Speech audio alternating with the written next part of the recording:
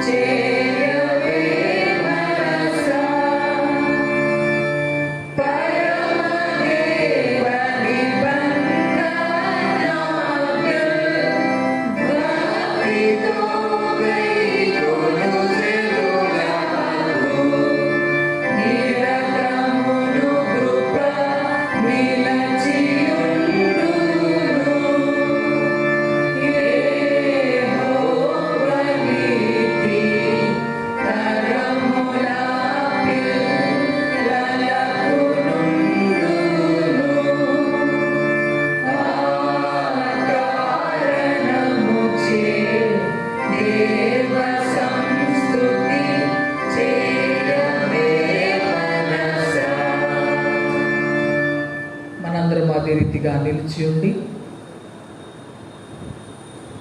దేవుణ్ణి ఆరాధించుదాము.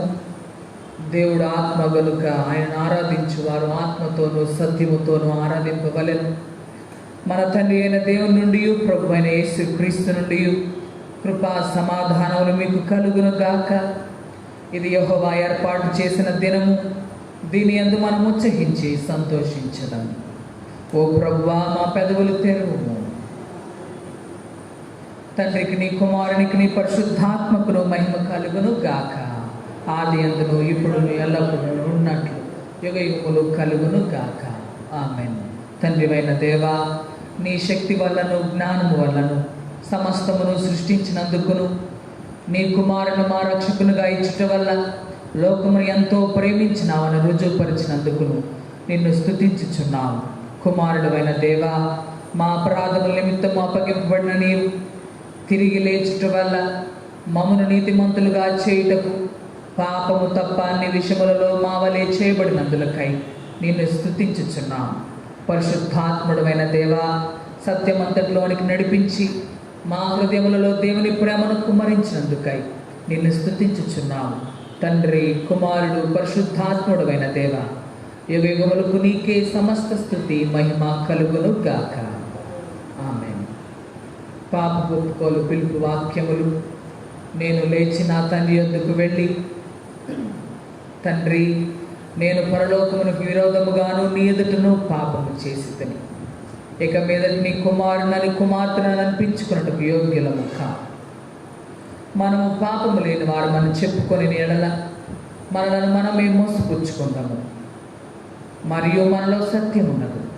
మన పాపములను మనం ఒప్పుకొని ఎడల ఆయన నమ్మదగిన వాడు నీతిమంతుడును గనుక మన పాపములను క్షమించి సమస్త దుర్నీతి నుండి మనలను పవిత్రుడుగా చేయను. కావున మనం మోకరించి మౌనముగా ఉండి మనలను మనం పరీక్షించుకుందాం.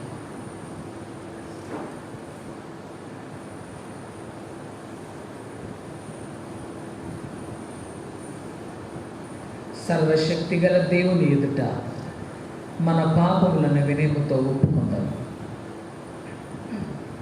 సర్వశక్తియు మిక్కిలి కనికరము గల తండ్రి, తప్పిపోయిన గొర్రె వలె మేము నీ మార్గములు తప్పి తిరిగితిమి. మా హృదయముల ఆలోచనలను ఆశలను మిక్కిలి అనుసరించితిమి. నీ పరిశుద్ధమైన ఆజ్ఞలను మీరితిమి. మేము చేయవలసినవి చేయక చేయరానివి చేసితిమి. మాలో క్షేమము ఏమీ లేదు. ఆయనను మా ప్రభు అయిన క్రీస్తు యేసు ద్వారా నీవు మనుషులకు తెలియజేసిన వాగ్దానముల ప్రకారం ఓ ప్రభువా, పాప పీడితులమైన మమ్మను కరుణింపు.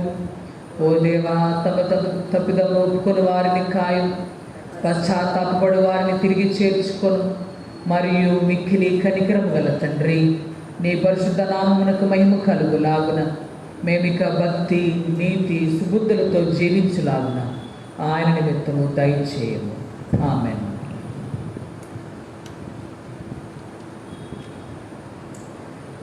సర్వశక్తియు కనికరము గల దేవుడు మన సమస్త పాపములను క్షమించి వారి నుండి మనల్ని విడుదల చేసి మన నడతను దిద్దుకుంటూ తగిన సమయం దయచేసి పరిశుద్ధాత్మిక కృపయు ఆదరణయు మనకు అనుగ్రహించును గాక. ఆమేన్. ప్రభువును స్తుతించుడి. మనమందరం నిలబడి ఉండగా ఉత్తర చిత్రం పాఠం చదవబడుతుంది.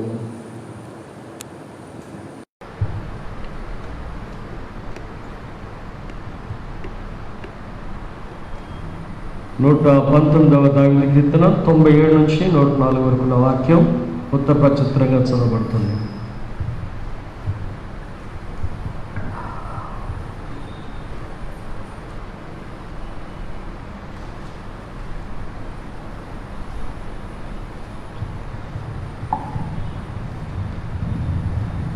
ఈ దినములకు ఏర్పాటు చేయబడిన ఉత్తర ప్రత్యుత్తర పాఠ్యభాగముగా కీర్తన గ్రంథము 119వ కీర్తన 97వ వచనం ప్రారంభం. నీ ధర్మశాస్త్రం నాకెంతో ప్రియముగానున్నది, దినమెల్లా నేను దానిని ధ్యానించుచున్నాను. నీ ఆజ్ఞలు నిత్యం నాకు తోడుగా ఉన్నవి, నా శత్రువులను మించిన జ్ఞానము అవి నాకు కలుగజేయుచున్నవి. నీ శాసనములను నేను ధ్యానించుచున్నాను, కావున నా బోధకులందరికంటే నాకు విశేష జ్ఞానం కలదు. నీ ఉపదేశంలో నేను లక్ష్యం చేస్తున్నాను. కావున వృద్ధుల కంటే నాకు విశేష జ్ఞానం కలదు. నేను నీ వాక్యమును అనుసరించినట్లు దుష్ట మార్గములలో నుండి నా పాదములు తొలగించుకొనుచున్నాను. నీవు నాకు బోధించితివి కనుక నీ న్యాయ విధుల నుండి నేను తొలగట్టయున్నాను. నీ వాక్యములు నా జీవకు ఎంతో మధురములు, అవి నా నోటికి తేనె కంటే తీపిగా ఉన్నవి. నీ ఉపదేశం వలన నాకు వివేకము కలిగెను, తప్పు మార్గములన్నీ నాకు అసహ్యములాయెను.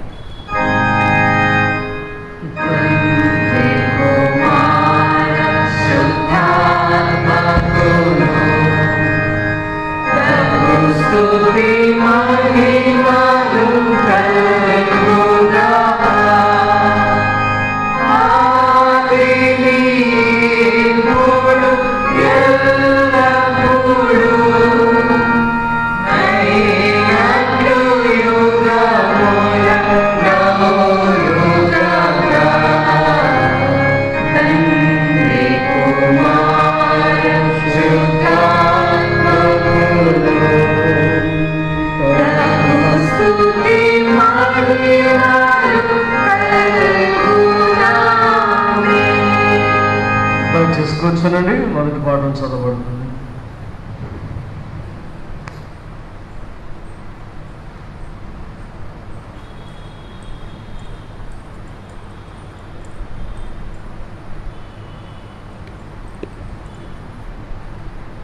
నేటి విద్యా ఆదివారం కొరకై ఏర్పాటు చేయబడిన మొదటి పాఠము సామెతల గ్రంథము 8వ అధ్యాయము 1వ వచనం నుండి 12వ వచనం వరకు రాయబడిన దేవుని వాక్యమును విన్నాము. సామెతలు 8వ అధ్యాయము 1వ వచన ప్రారంభం. జ్ఞానము ఘోషించుచున్నది, వివేచన తన స్వరమును వినిపించుచున్నది. త్రోవ ప్రక్కను రాజవీధుల మొగలలోను నడిమార్గములలోనూ అది నిలుచుచున్నది. గుమ్మముల యొద్దను పురద్వారముల యొద్దను పట్టణపు గౌనుల యొద్దను నిలువబడి అది ఈలాలు గట్టిగా ప్రకటన చేయుచున్నది. మానవులారా, మీకే నేను ప్రకటించుచున్నాను, నరులకు మీకే నా కంఠస్వరము వినిపించుచున్నాను. జ్ఞానము లేనివారలారా, జ్ఞానము ఎట్టిదైనది తెలుసుకొనుడి. బుద్ధిహీనులారా, బుద్ధి ఎట్టిదైనది యోచించి చూడుడి. నేను శ్రేష్టమైన సంగతులను చెప్పేదని వినుడి. నా పెదవులు యథార్థమైన మాటలు పలుకును, నా నోరు సత్యమైన మాటలు పలుకును. దుష్టత్వము నా పెదవులకు అసహ్యము, నా నోటి మాటలన్నీ నీతి కలవి. వాటిలో మూర్ఖత అయినను కుటిలత అయినను లేదు. అవి అన్నీ వివేకికి తేటగాను తెలివి నొందిన వారికి యథార్థముగాను ఉన్నవి. వెండికి ఆశపడక నా ఉపదేశం అంగీకరించుడి. మేలుని బంగారు నాశంపక తెలివినొందుడి. జ్ఞానము ముఖ్యముల కన్నా శ్రేష్టమైనది, విలువగల సొత్తులేవి దానితో సాటి కావు. జ్ఞానమును నేను చాతుర్యమును నాకు నివాసముగా చేసుకొని ఉన్నాను. సదుపాయములు తెలుసుకొనగా నా చేతనలు. ఇంతటితో మొదటి పాఠం. మనందరం లేచి నిలిచి ఉండి 26వ కీర్తన రండి ఉత్సాహించి పాడుదాం.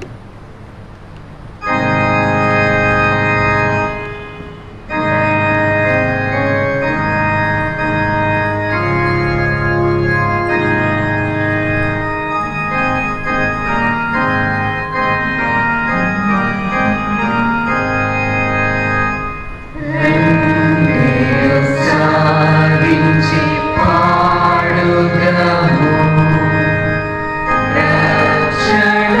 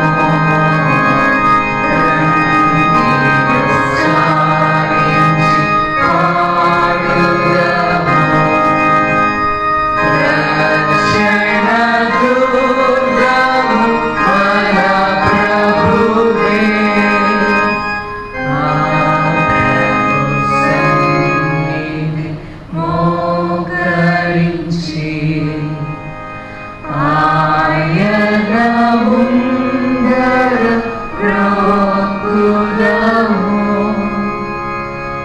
ఆయన మాటలు గైకొనినా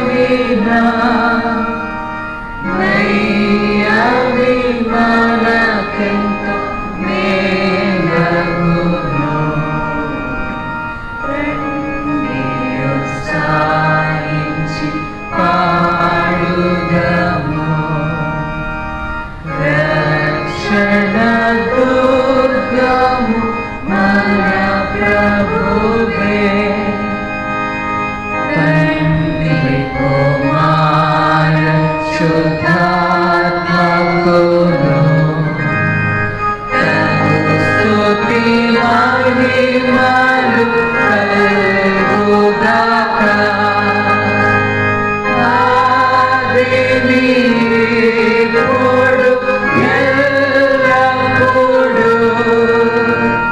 నైనట్లు యుగముల నౌనుగాక. తండ్రి కుమార శుద్ధాత్మకును తగు స్తుతి మహిమలు కలుగునామెన్. దయచేసి కూర్చునండి. రెండవ పాఠం చదవగా విందాం.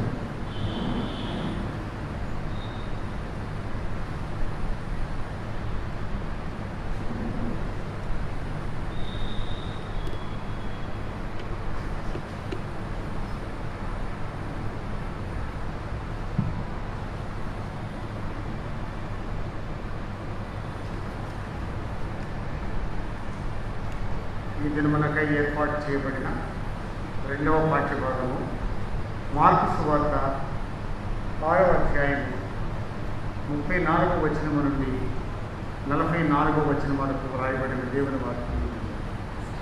మార్కు సువార్త 6వ అధ్యాయము 34వ వచనం.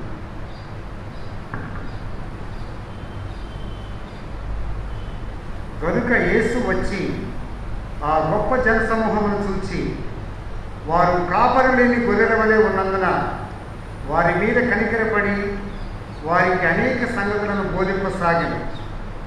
చాలా ప్రొద్దుపోయిన తరువాత ఆయన శిష్యులు ఆయన యొద్దకు వచ్చి, ఇది అరణ్య ప్రదేశము, ఇప్పుడు చాలా ప్రొద్దుపోయినది.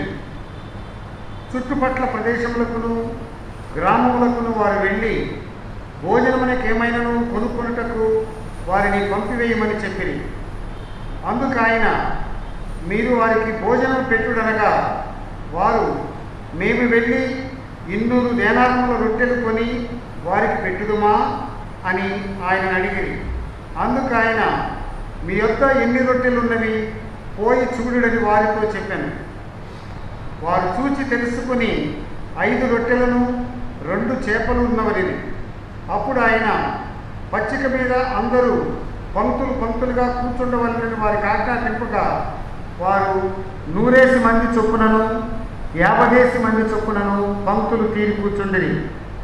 అంతటా ఆయన ఆ 5 రొట్టెలను 2 చేపలను పట్టుకుని ఆకాశం వైపు కన్నులెత్తి ఆశీర్వదించి ఆ రొట్టెలు విరిచి వారికి వడ్డించుటకు తన శిష్యులకిచ్చి ఆ 2 చేపలను అందరికీ పంచిపెట్టాను. వారందరూ తిని తృప్తి పొందిన తరువాత మిగిలిన చేపలను రొట్టె ముక్కలను 12 గంపళ్ళు ఎత్తిరి. ఆ రొట్టెలు తినిన వారు 5,000 మంది పురుషులు. ఈ మటుకు రెండవ పాఠ్యభాగం. మనందరం లేచి నిల్చుండి 407వ సంగీతము ప్రీతిగల మన యేసు అని కీర్తన పాడు.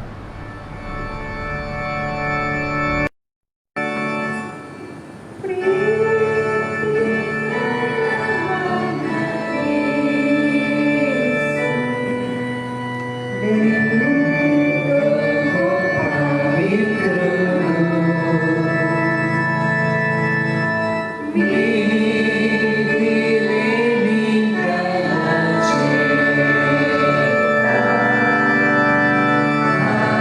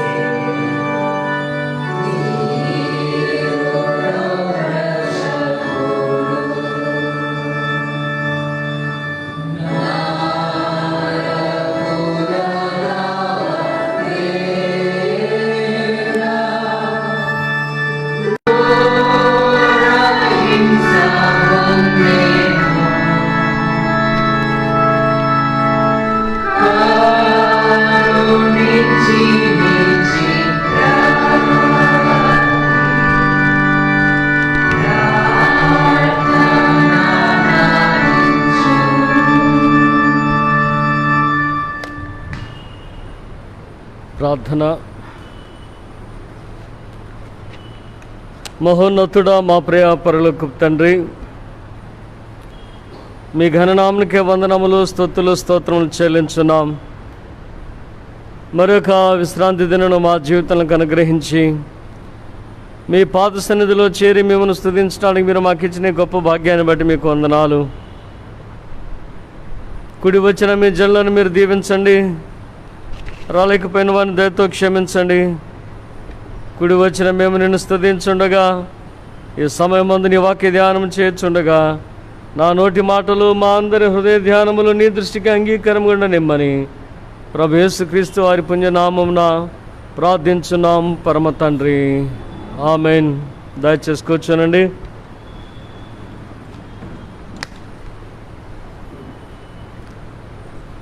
దేవుని యొక్క మహాకృప చొప్పున మరొక విశ్రాంతి దినమున ఈ రీతిలో మనం ఆరాధించటానికి, రెండవది ఉపాధ్యాయుల దినోత్సవాన్ని, టీచర్స్ డేని జ్ఞాపకం చేసుకుంటానికి మనకి ఇవ్వబడినటువంటి సమయాన్ని బట్టి ముందుగా దేవునికి వందనాలు. అలాగే ఇంకొక విశేషం ఏంటంటే, ఈరోజు ఉదయకాలమున 7 గంటలకు ఇంగ్లీష్ ఆరాధన ప్రారంభించాం. మరి ఒక 7-8 మంది హాజరయ్యారు. విజయవంతంగానే ఆ కార్యక్రమాన్ని మనం జరిగించుకున్నాం. అందరిని బట్టి దేవునికి వందనాలు. ఇంకా కొనసాగు మన విశ్వాసయాత్రలో క్రిస్మస్ వరకు కూడా ఈ విధానం అమల్లో ఉంటుందనేది మనం జ్ఞాపకం చేసుకుందాం. ఎందుకంటే లాక్డౌన్ అయితే లిఫ్ట్ చేస్తారు, కానీ ఈ యొక్క కోవిడ్ వాతావరణం ఇంకా చల్లబడాల. కాబట్టి మనం జాగ్రత్తగా ఉండాల్సిన వారమే. కనుక ఇంగ్లీష్ మళ్ళీ మార్నింగ్ వచ్చి మళ్ళీ ఈవినింగ్ వచ్చి మీరు లేట్ అయ్యి ఇంటికి వెళ్ళేటప్పుడు కొంచెం ఇబ్బందులు ఉంటాయి. అందుకనే మార్నింగే 2 సర్వీసులు పెట్టడం అనేది జరిగింది. ఇది జూలై 5వ తారీఖున మేము ప్రారంభించాలనుకున్నాం ఇంగ్లీష్ సర్వీస్. ఎప్పుడైతే లాక్డౌన్ కొంచెం సడలింపు వచ్చిందో 3 సర్వీసులు పెట్టేసుకుందాం అనుకున్నాం. ఉదయం 7 గంటలకు ఒకటి, తర్వాత 8:30కి ఒకటి, అదే బిట్వీన్ 8:30 and 9, అలాగే 10:30, 11 మధ్యలో ఒకటి పెట్టుకోవాలని ఆలోచన, 10-10:30 మధ్యలో. కానీ ఆ రోజు నేను సిక్ అవటం, మళ్ళీ అన్ని క్యాన్సిల్ చేసి ఒక ఆరాధన చేయటం, జూలై, ఆగస్టు 2 నెలలు కూడా ఈ యొక్క సింగిల్ సర్వీస్తో మనం వెళ్ళాం. ఆల్మోస్ట్ మార్చి నుంచి ఈ యొక్క సెప్టెంబర్ 1st వీక్ వరకు కూడా మనకు ఇంగ్లీష్ సర్వీస్ లేదు. తిరిగి ఈ రోజున ప్రారంభించడానికి దేవుడు కృప చూపినందుకు ముందుగా దేవునికి వందనాలు. తదుపరి మరి యొక్క సహకరిస్తున్న మీ అందరికీ, మాతో సహకరించినటువంటి మా ప్యారిష్ కమిటీ వారికి, కౌన్సిల్ మెంబర్స్కి, సహకరించిన మీ అందరికీ కూడా మా హృదయపూర్వకమైనటువంటి వందనాలు తెలియజేసుకుంటూ, ఈ డిసెంబర్ వరకు ఈ యొక్క విధానాన్ని మనం కొనసాగిద్దాం. ఈ డిసెంబర్కి ఒకవేళ ఈ కోవిడ్ ఇవన్నీ కూడా చల్లబడితే, అంటే దాని ప్రభావం తగ్గితే, జనాలు ఎక్కువ తిరగవచ్చు అనేది ఒక నిర్ణయానికి మనం వస్తే, అప్పుడు యథావిధిగా 2 ఆరాధనలు సాయంత్రం ఉదయం పెట్టుకుందాం. అంతవరకు కూడా ఇలా కొనసాగిద్దాం. మీరు అందరూ కూడా సహకరించాలని మీకు మనవి చేసుకుంటూ, టీచర్స్ అయినటువంటి వారందరూ కూడా ముందుగానే నా యొక్క అభినందనలు, శుభాకాంక్షలు తెలియజేస్తున్నాను. ఎందుకంటే మన పరమ గురువు అయిన యేసు మన అందరికి కూడా గొప్ప టీచర్. ఆయన లేకుండా టీచర్ అనేవారు లేదు భూమి మీద. కనుక పరమ గురువు అయినటువంటి యేసును మనం జ్ఞాపకం చేసుకుంటూ ఆ టీచర్స్ డే సందర్భంగా టీచర్స్ అయినటువంటి మీ అందరికి కూడా అభినందనలు తెలియజేస్తూ కొద్ది నిమిషాలు ఈ యొక్క మాటలు మనం జ్ఞాపకం చేసుకుందాం. ముందుగా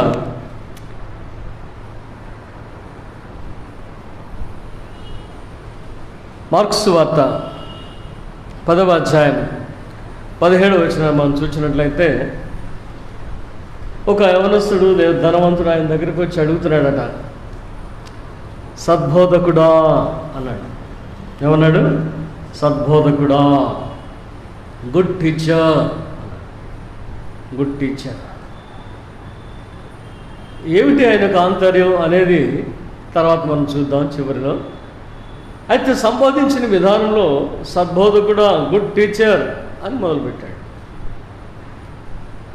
రెండవది మనం ఆలోచన చేసినప్పుడు మన అందరికీ తెలిసింది ఏంటంటే, మగ్ధలేని మరియ ఆ యొక్క సమాధి యొద్ద యేసుని వెతకుచు యేసు దేహంని ఎవరో ఎత్తుకుపోయారని ఏడుస్తున్నప్పుడు యేసు వారు తానే స్వయంగా మాట్లాడుతున్నారు, మరియా అన్నాడు.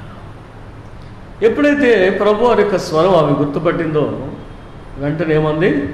రబ్బూని అంది, అనగా బోధకుడా అని అర్థం. అయితే ఈ రెండు సందర్భాలు కూడా మనం జ్ఞాపకం చేసుకున్నప్పుడు యేసు స్వామి వారు మొట్టమొదటి నుంచి కూడా ప్రధాన బోధకుడు అనేది మనం ఆలోచించాలి. అసలు ధర్మశాస్త్రం ఇచ్చిన ఆయనే ప్రధాన బోధకుడు. తండ్రి అనేటువంటి దేవుని మహింపరచుకుందాం మరి కొంతసేపు. లేదు అంటావా? తండ్రి అనేటువంటి దేవుడు 10 ఆజ్ఞలు ఇస్తూ మోరల్ డెక్లాగ్ని సామాజికంగా నేర్పిస్తూ, అగ్రికల్చర్ డెక్లాగ్ని సామాజికంగా నేర్పిస్తూ, న్యాయ విధానాలను అవలంబింపు చేసినటువంటి గడియలు మనం చూస్తే ఇక అక్కడ ఉన్నది ఎవరు అని అంటే ఈయనే కదా. తండ్రియు నేనును ఏకమై ఉన్నాం. కనుక అక్కడ మోషేకు ధర్మశాస్త్రం ఇచ్చి బోధించిన వాడు ఆయనే. ఇక్కడికి వచ్చి ప్రసంగ కొండ ఏమంటుందని, ధన్యతల కొండ మీద నిలబడి లేదా కూర్చుని మాట్లాడింది కూడా ఆయన.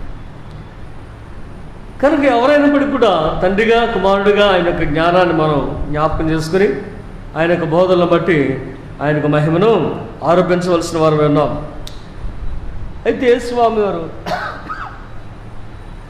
బోధించక పూర్వం మోషే దగ్గర నుంచి ప్రారంభమైన ధర్మశాస్త్రంలో ఇశ్రాయేలు అనేకులు ధర్మశాస్త్రాన్ని నేర్చుకుని వారు బోధించడం ప్రారంభించారు. చివరికి వచ్చినప్పటికి ఏమైందనంటే, కొన్ని యథార్థమైనటువంటి వాటిని పెట్టి మిగిలిన వాటన్నింటిని కూడా కలిపేసుకున్నారు. వివిధ సంప్రదాయాల నుండి తెచ్చుకునేటువంటి వారి మాటలు, వారి యొక్క పితరుల పారంపర్యాచారం, వాటన్నిటిని కూడా కలిపి వీరు మాట్లాడటం మొదలుపెట్టారు. అప్పుడు సంగతులు వదిలేద్దాం. ఇప్పుడు సంగతులు కూడా లాటిన్ భాషలో బైబిల్ మన దగ్గర ఉన్నప్పుడు, అనగా కథలిక్ ఫాదర్స్ ముఖ్యంగా లాటిన్ నేర్చుకున్నటువంటి వారు కానీ, అక్కడ స్వభాష లాటిన్తో వచ్చినారు, గ్రీక్ లాటిన్ నేర్చుకుని వారి దేశంలో వచ్చిన వారు కానీ, ఇక్కడ ఫాదర్ ట్రైనింగ్ లాటిన్ నేర్చుకున్నటువంటి వారు కానీ మనం చూస్తే లాటిన్ భాషలో ఉన్నటువంటి ఆ బైబిల్ చూసి ఒక 5 వాక్యాలు 10 వాక్యాలు చదివి ఇది దేవుని వాక్యం అని మూసేసినప్పుడు మనకేం తెలియదు. అది ఈ రోజున బైబిల్ మన అందరి చేతుల్లో ఉంది కనుక ప్రభువారు ఏం చెప్పారు, యథార్థమైనటువంటి బోధలు ఏమిటి అనేది మనం ఆలోచన చేస్తున్నాం.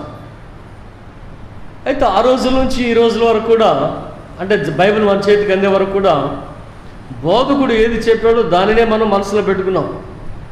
పూర్వకాలంలో మన పితరులను జ్ఞాపకం చేసుకుంటే లేదా గ్రామాల్లో ఉన్నటువంటి వారిని, మన ఆంధ్ర క్రైస్తవ కీర్తనలో అనేకమైనటువంటి కీర్తనల వారికి కంటత, బైబిల్లో అనేకమైనటువంటి వాక్యాలు వారికి కంటత. కనుక వల్లి వేసుకునేటువంటి వారిని ఏమంటుందని రిసైట్ చేసుకునేటువంటి వారి విధానాలు మనం జ్ఞాపకం చేసుకున్నట్లయితే వారికి పుస్తకం అక్కర్లా. ఆంధ్ర క్రైస్తవ కీర్తన పుస్తకం ఇప్పుడు మనకు అక్కర్లా, అన్ని పాటలు మనం పాడగలం కదండి. అయితే ఏంటంటే హ్యాబిట్ ఏంటంటే మన చేతిలో కీర్తన పుస్తకం ఉంటుంది, వచ్చిన మీద కాన్సన్ట్రేట్ చేయం. ఇలా కూర్చున్న 100 మందిలో 200 మందిలో ఎవరో ఒకరు ఫస్ట్ స్టార్ట్ చేస్తారు, దాన్ని మనం ఫాలో అయిపోతాం. అయితే ఈ విధానాలు వారు ఆలోచన చేసిన పూర్వకాలంలో వారు నేర్చుకున్నటువంటి సంగతులు అన్నీ కూడా ప్రభు దగ్గర నుంచి పొందుకున్నటువంటి వారు బోధించగా, ప్రభు తర్వాత శిష్యులు బోధించగా, అందరికీ ప్రధానులు ఎవరు అని అంటే ప్రభు అయినటువంటి యేసే. కాబట్టి టీచర్స్ అయినటువంటి మీరు అందరూ, బోధకులు అయినటువంటి వారందరూ కూడా జ్ఞాపకం చేసుకోవాల్సింది ఏంటంటే, ద వెరీ ఫస్ట్ టీచర్ యేసు ప్రభు అని ఆయనకు మాత్రం మనం కృతజ్ఞతలు సమర్పించవలసిన వారమే ఉన్నాం. అయితే ఈయన బోధించిన విధానంలో, మనం బోధించే విధానంలో ఏముంటుంది అని అంటే, ఒక సబ్జెక్ట్ మనం నేర్పించగలం, మ్యాక్సిమం 2 సబ్జెక్టులు నేర్పించగలం. లేదు అంటే కొంచెం టాలెంట్ ఉంటే 10th క్లాస్లో 6 సబ్జెక్టులు మనం చెప్పవచ్చు, లేదా 7 సబ్జెక్టులు చెప్పవచ్చు. కానీ ప్రొఫెషనల్గా మనకంటూ 1-2 సబ్జెక్టులు కేటాయించబడతాయి. ఇంగ్లీష్ టీచర్ అంటే ఇంగ్లీషు, ఇంకోటి ఏదో. సైన్స్ టీచర్ అంటే సైన్స్, ఇంకోటి ఏదో. అంటే మనం దానిలో ప్రావీణ్యతను సంపాదించుకుంటాం. మా సైన్స్ టీచర్, మా తెలుగు టీచర్, మా మ్యాథ్స్ టీచర్ అని చెప్పి మన పిల్లలు చెప్తూ ఉంటారు. అయితే ఏ టీచర్గా చెప్పినప్పుడు కూడా, గురువుగా ఎవరు మనం చెప్పినప్పుడు కూడా ఏమిటి మనం బోధించేదంటే లోకజ్ఞానం మాత్రమే. లోకజ్ఞానంలో కూడా విద్యకు, ఉద్యోగానికి సంబంధించినటువంటి జ్ఞానం అంతవరకు మాత్రమే. దానిని మించి మనం ఏమన్నా చెప్పగలుగుతున్నామంటే మనం ఏమి కూడా చెప్పలేము. అయితే క్రిస్టియన్ ఎడ్యుకేషన్ అనే దానిని మనం జ్ఞాపకం చేసుకోవాలి. ఈ క్రిస్టియన్ ఎడ్యుకేషన్ అనే దానిలో పూర్వకాలం నుండి కూడా, ఉదయకాలం ఇంగ్లీష్ ఆరాధన కూడా నేను మాట్లాడాను. ఈ మిషనరీస్ వచ్చినప్పుడు ఆ మిషనరీస్ దగ్గర నుంచి నేర్చుకున్నటువంటి వారందరూ కూడా, తర్వాత ఉద్యోగాల్లో చేరిన టీచర్లందరూ కూడా, ఒక గ్రామంలో ఉన్నటువంటి ఒక టీచర్ మనం జ్ఞాపకం చేసుకుంటే ఆయనే అక్కడ బోధకుడు కదండి, సంఘ కాపరి. ఒక్కొక్క ప్యారిష్కి 16 నుంచి 32 వరకు సంఘాలు ఉండేవి. 16 సంఘాలు అనుకుందాం మినిమం. ఒక గురువు గారు లేదా ఒక సేవకుడు ఒక ఆదివారం 16 సంఘాలు చేయలేడు. కాబట్టి ఎవరు ఉండేవారు అని అంటే మన స్కూల్ టీచర్స్, ఏదో the HM or the made teacher in the school, వారే అక్కడ ఉపదేశి, బోధకుడు, సంఘ కాపరి. అయ్యగారు నెలకు 2 నెలలకు వచ్చి కమ్యూనియన్ ఇచ్చేస్తే వాళ్ళు కమ్యూనియన్ తీసుకుని హ్యాపీగా ఉండేవారు. మిగతా కాలం అంతా కూడా ఈ సంఘ కాపరి బాధ్యతలు నెరవేరేది. ఆ రోజుల్లో నుంచి మనకు తెలిసినటువంటి సత్యం ఏంటంటే, ఉద్యోగం ఇవ్వాలి మిషన్లో అంటే వారు ఒక కాగితం రాయాలన్నమాట, ఒక ఒప్పందం చేయాలి. నేను ఆదివారం ఆరాధన చేసి సంఘాన్ని కాపాడుతాను. ఆదివారం ఆరాధన చేసి సంఘాన్ని కాపాడితేనే ఆయనకు ఉద్యోగం. కాబట్టి ఆ గ్రామానికి వెళ్ళేవాడు, అక్కడ సెటిల్ అయ్యేవాడు. ఆ సాయంత్రం వేళ డ్రమ్ కొట్టో లేకపోతే పాటలు మొదలుపెట్టో, పాటలు పాడుతూ ఉంటే వచ్చి చేరేవారు, వినేవారు, పిల్లలు నేర్చుకునేవారు. ఈవినింగ్ డివోషన్లు ఉండేవి. అలాగే స్కూల్లో కూడా ఏదో ఒక వాక్యాన్ని కంఠత చేయమని చెప్పి పిల్లలకు అప్పచెప్పేవారు. మరి చాలా మిషనరీ స్కూల్స్లో మనకు తెలుసు, బైబిల్ అనేది ఫస్ట్ పీరియడ్లో ఉండేది. మిగతా ఆ స్కూలు, ఈ స్కూలు, చైతన్యాలు, నారాయణలు ఇవన్నీ ఇప్పుడు వచ్చినాయి. కానీ ప్రారంభంలో మిషన్ స్కూల్స్ తప్ప ఏమీ లేవు. ఇక్కడ ఉన్నటువంటి Gandhi high school, CMS mission high school, Eluru కోటదెబ్బ మీద ఉన్నటువంటి junior college, municipal high school, దాని ముందు కాలంలో సిఎంఎస్ స్కూల్, అలాగే గుంటూరులో, ఇవన్నీ కూడా మనం చూస్తే ఒక పీరియడ్ పర్టికులర్గా బైబిల్ అనేది ఉండేది. అది కూడా కేజేబీ వర్షన్, కింగ్ జేమ్స్ వర్షన్. ఇప్పుడు మన ఇష్టం వచ్చిన వర్షన్స్ వాడుతున్నాం. కింగ్ జేమ్స్ వర్షన్ మాత్రమే వాడేవారు. కానీ పూర్వకాలంలో చదివినటువంటి పెద్ద పెద్దవారు, ఏ కులస్తులు అయినప్పుడు కూడా వారందరికీ కూడా బైబిల్ తెలుసు.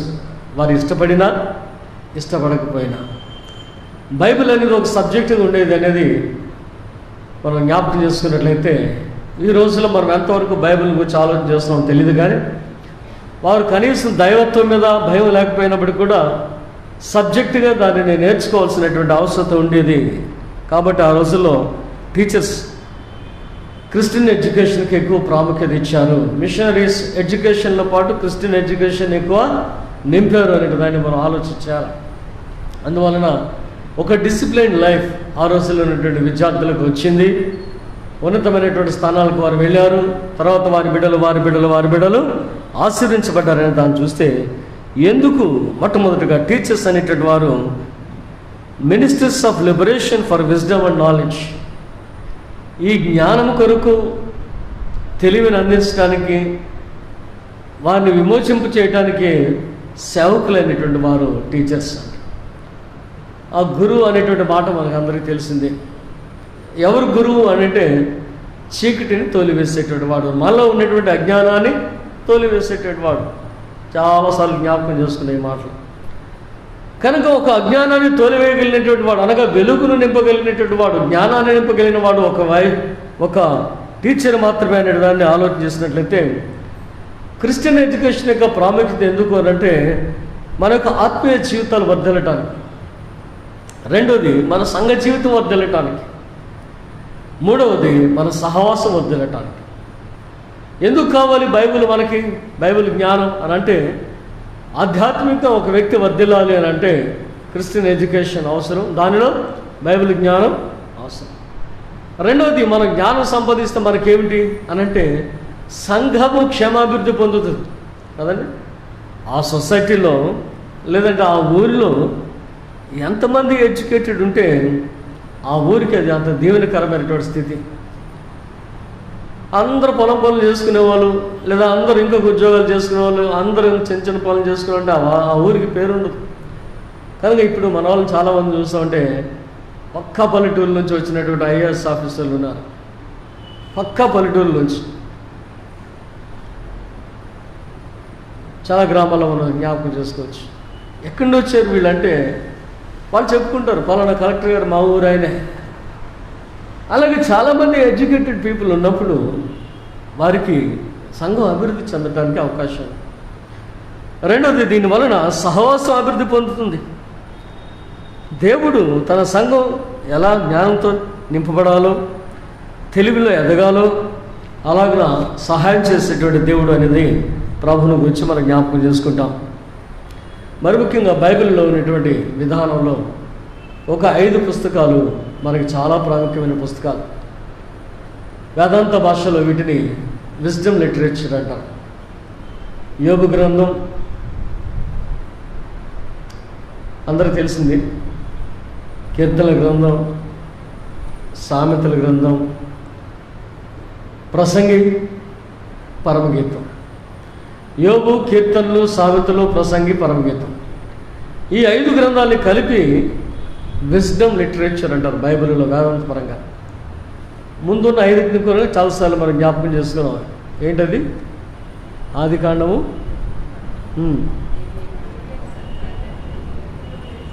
ఈ 5 ఏమంటారంట? పంచకాండాలు అని ఖండ తెలుగు భాషలో మనం అంటాం. పెంటాట్రిక్ అని ఆంగ్ల పదంలో ఉపయోగిస్తాం. ఈ పంచగ్రంథాలు ఏమిటి అని అంటే ఆది కాండం నుంచి ద్వితీయోపదేశకాండం వరకు. అవి 5 ప్రాముఖ్యమైనవి. ఇవి 5 కూడా జ్ఞానాన్ని నేర్పేవి అనేటువంటి మాటలు మరొకసారి మనం ఆలోచన చేయవచ్చు. కనుక బైబిల్ చదువుతున్నప్పుడు ఈ 5 గ్రంథాలు ఎప్పుడైతే చదువుతామో దైవ జ్ఞానంతో మనం నింపబడతాం. ఇవి మనకు జ్ఞానములో దైవ జ్ఞానాన్ని అందిస్తాయి, లోకంలో ఎలా బ్రతకాలి అనేది కూడా అందిస్తాయి. కనుక ఎప్పుడైతే ఇవి నేర్చుకుంటున్నామో బైబిల్లో నుండి లోకంలో ఎలా బ్రతకాలో తెలుస్తుంది, దేవునిలో ఎలా ఎదగాలో కూడా తెలుస్తుంది. ఆ జ్ఞానం సంపాదించాలంటే ప్రతి ఒక్కరు కూడా డైలీ డివోషన్లో ఈ యోబు గ్రంథం నుంచి పరమగీతం వరకు ఉన్నటువంటి వాటన్నిటిని కూడా తప్పనిసరిగా అనుదిన రీడింగ్స్లో పెట్టుకోవాలనేది మరొకసారి మనం జ్ఞాపకం చేసుకుంటూ మనకి ఇవ్వబడినటువంటి మొదటి పాఠం సామెతల గ్రంథం 8వ అధ్యాయం ఈ ప్రారంభ వచనాలు మనం చూసినట్లయితే ఇక్కడ మొట్టమొదటి మాట చూడండి, జ్ఞానము ఘోషించున్నది అంటే. జ్ఞానము ఘోషించున్నది. అయ్యా మా మాట వినండి, నా మాట వినండి, నన్ను కలిగి ఉండండి, నన్ను హత్తుకోండి, నన్ను నేర్చుకోండి. ఎవరు కూడా దానివైపు మొగ్గు చూపట్ల. మరి సొలొమోనుకి ఎంతకు వచ్చిందో ఆలోచన, అయ్యా నాకు జ్ఞాన వివేకములు నేర్పించమని దేవుని ప్రార్థించినప్పుడు దేవుడు ఆయనను బహుగా ఆశీర్వదించాడు, బహుజ్ఞానం ఇచ్చాడు ఆయనకి. కనుక శాపదేశపు రాణిని మనం జ్ఞాపకం చేసుకుంటాం. ఆమె వచ్చి పొగిడి నాకు కొంచెం కూడా ఇక్కడ నేను చూసిన దాంట్లో సగం కూడా నాకు తెలియబడలేదే. నీ ఎదుట నుండి నీ జ్ఞాన మాటలు వింటున్న నీ సేవకులు ఎంతో ధన్యులు అని చెప్పి ఆమె ప్రశంసించినటువంటి మాటలు మనం జ్ఞాపకం చేసుకుంటాం. కనుక ఈ జ్ఞానము ఘోషిస్తుందట, నేర్చుకోండి, నేర్చుకోండి. 5వ వచనం చూడండి. జ్ఞానము లేని వారులారా, బుద్ధిహీనులారా. ఓ జ్ఞానం లేని వారులారా, బుద్ధిహీనులా, జ్ఞానం నేర్చుకో. ఇంగ్లీష్లో ఆలోచన చేస్తే ఓ సింపుల్, ఓ ఫూలిష్ అంటాడు. జ్ఞానం లేనివాడా, బుద్ధిహీనుడా, ఓ సింపుల్, ఓ ఫూలిష్. ఎవరు వీరు అని అంటే ముందు జ్ఞానం లేని వారి గురించి ఆలోచించేద్దాం. ఎవరంటే జ్ఞానం లేని వారు? Who want knowledge and experience and are easily deceived. జ్ఞానం సంపాదించాలి, అనుభవాన్ని సంపాదించాలని ఒక తలంపుతో వస్తారట, కానీ జీవితంలో మోసపోతూ ఉంటారు. ఈ అనుభవం విలేజ్ల నుంచి టౌన్స్కి వచ్చినటువంటి విద్యార్థులను అడిగితే, లేదా వారి జీవితాలు పరిశీలన చేసినట్లయితే మనకు తెలుస్తూ ఉంటుంది. చాలామంది మంచి మార్కులతో వారి ఊరిలోంచి బయలుదేరుతారు. మంచిగా చదువుకుంటాడు, ఆ ఊరిలో గొప్పడు అంటే మంచి స్టూడెంట్గా ఎదుగుతాడు. అరే టౌన్కి వెళ్ళి చదువుకో, సిటీకి వెళ్ళి చదువుకోమని పంపిస్తే పాపం ఎంతో జ్ఞానం సంపాదించాలని, ఇంకేదో చదవాలనే మంచి ఉద్దేశంతో వస్తాడు. కానీ అక్కడికి వచ్చిన తర్వాత ఆ యొక్క సర్కిల్ ఫామ్ అవుతుంది, స్నేహం బృందం ఏర్పడుతుంది. ఎప్పుడైతే స్నేహితుల బృందం ఏర్పడుతుందో దానిలో నుంచి డిసీవ్ చేయబడేటువంటి లక్షణాలు కొన్ని అతను ఎదుర్కోవాల్సి వస్తుంది. ఎవరో ఒకరు ఏదో ఒక హ్యాబిట్కి అలవాటు చేస్తారు. ఒక త్రాగుడుకో, ఒకడు జూదానికో, ఒక పోకిరి చేష్టలకో, మరొక దానికో వారిని గురి చేసినప్పుడు ఏ ఉద్దేశంతో అయితే బయలుదేరి గ్రామం నుండి వచ్చాడో, లేదా తల్లిదండ్రులు పంపించి పలానా స్థలంలోకి వెళ్తే నువ్వు బాగా చదువుకుంటాను పంపిస్తున్నారు, దానిని మర్చిపోతాడంట. కాబట్టి ఇక్కడ దాని డెఫినేషన్ ఏం చెప్తాడంటే, who want knowledge and experience. జ్ఞానం కావాలా, అనుభవం కావాలా అనుకుని బయలుదేరి వచ్చినటువంటి వ్యక్తి ఎవడో ఒకటి చేత మోసపోయి ఒక త్రాగుబోతుగానో, ఒక జోదరిగానో, ఒక జులాయిగానో తన జీవితాన్ని పాడు చేసుకుంటే వాడు ఉంటాడు. వాడిని దేవుడు ఏమంటాడంటే, ఓ జ్ఞానం లేనివాడా అన్నాడు. ఓ జ్ఞానం లేనివాడురా. తర్వాత 2వ మాట మనం చూస్తాం, బుద్ధిహీనుడు. ఎవరు బుద్ధిహీనులు అని అంటే, they are the wilful and obstinate sinners. కావాలని అరే ఇది తాగడం తప్పు అని చెప్తే, కావాలని తప్పు అని తెలిసి వెళ్ళి దాన్ని అలవాటు చేసుకునేటువంటి వాడు. ఎవడో మోసం చేయడం వాడిని. ముందోడు జ్ఞానం లేనివాడు ఒకటి చేత మోసం చేయబడ్డాడు. వీడైతే అది తప్పని తెలిసిన తర్వాత కూడా వెళ్ళి ఆ జూదానికో, ఆ తాగుడుకో, ఆ డ్రగ్స్కో, దేనికో దానికి అలవాటు పడిపోయినటువంటి వాడు. వీడిని ఎవ్వడు పాటు చేయడు. స్వయం అపరాధం అన్నమాట, స్వయం కృతాపరాధం. కనుక జ్ఞానానికి బుద్ధికి ఉన్నటువంటి తేడా మనం చూస్తాం. జ్ఞానం లేని వాడికి, బుద్ధి లేని వాడికి.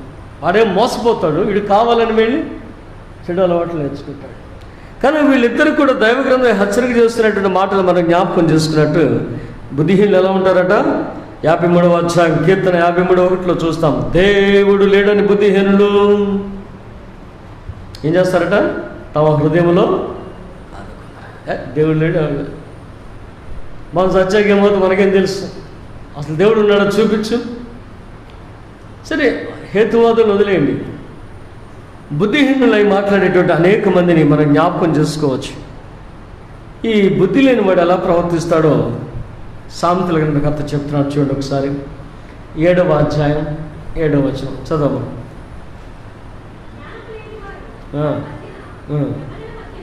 జ్ఞానము లేని వారి మధ్యను, యవనుల మధ్యను బుద్ధి లేని పడుచువాడొకడు నాకు కనబడి. జ్ఞానం లేని వారు వారి మధ్యలో బుద్ధి లేని వాడు అంటే ఇందాక మనం అనుకున్న జ్ఞానం లేని వాడేవాడు, బుద్ధి లేని వాడేవాడు. జ్ఞానం లేని వారి మధ్య, యవనస్తులైన వారి మధ్య బుద్ధిహీనుడు ఒకడు కనపడ్డాడట. ఆ బుద్ధిహీనుడు ఏం చేస్తున్నాడో ఈ సామెతల గ్రంథకర్త చెప్తున్నాడు, చదువున్నారు. సంధ్యవేళ ప్రొద్దుగుంకిన తర్వాత లేదా చెమ్మ చీకటి కలిగినప్పుడు జార స్త్రీ ఉండు ప్రదేశాలకు వెళ్ళి అక్కడ తిరుగుతున్నాడట. ఏం పని అడిగి అక్కడ? ఆ ఏరియా ఏంటో తెలుసు కదండి, ఏరియా ఏంటో తెలుసు. అక్కడికి ఎందుకు వెళ్ళాడు? బుద్ధి లేనివాడు కాబట్టి కావాలని వెళ్ళాడు. బుద్ధిహీనుడు కాబట్టి కావాలని ఆ స్థలానికి వెళ్ళినప్పుడు ఆమె ఏం చేస్తుందట? ఎదురుగుండా వచ్చేసిందట. చదువు.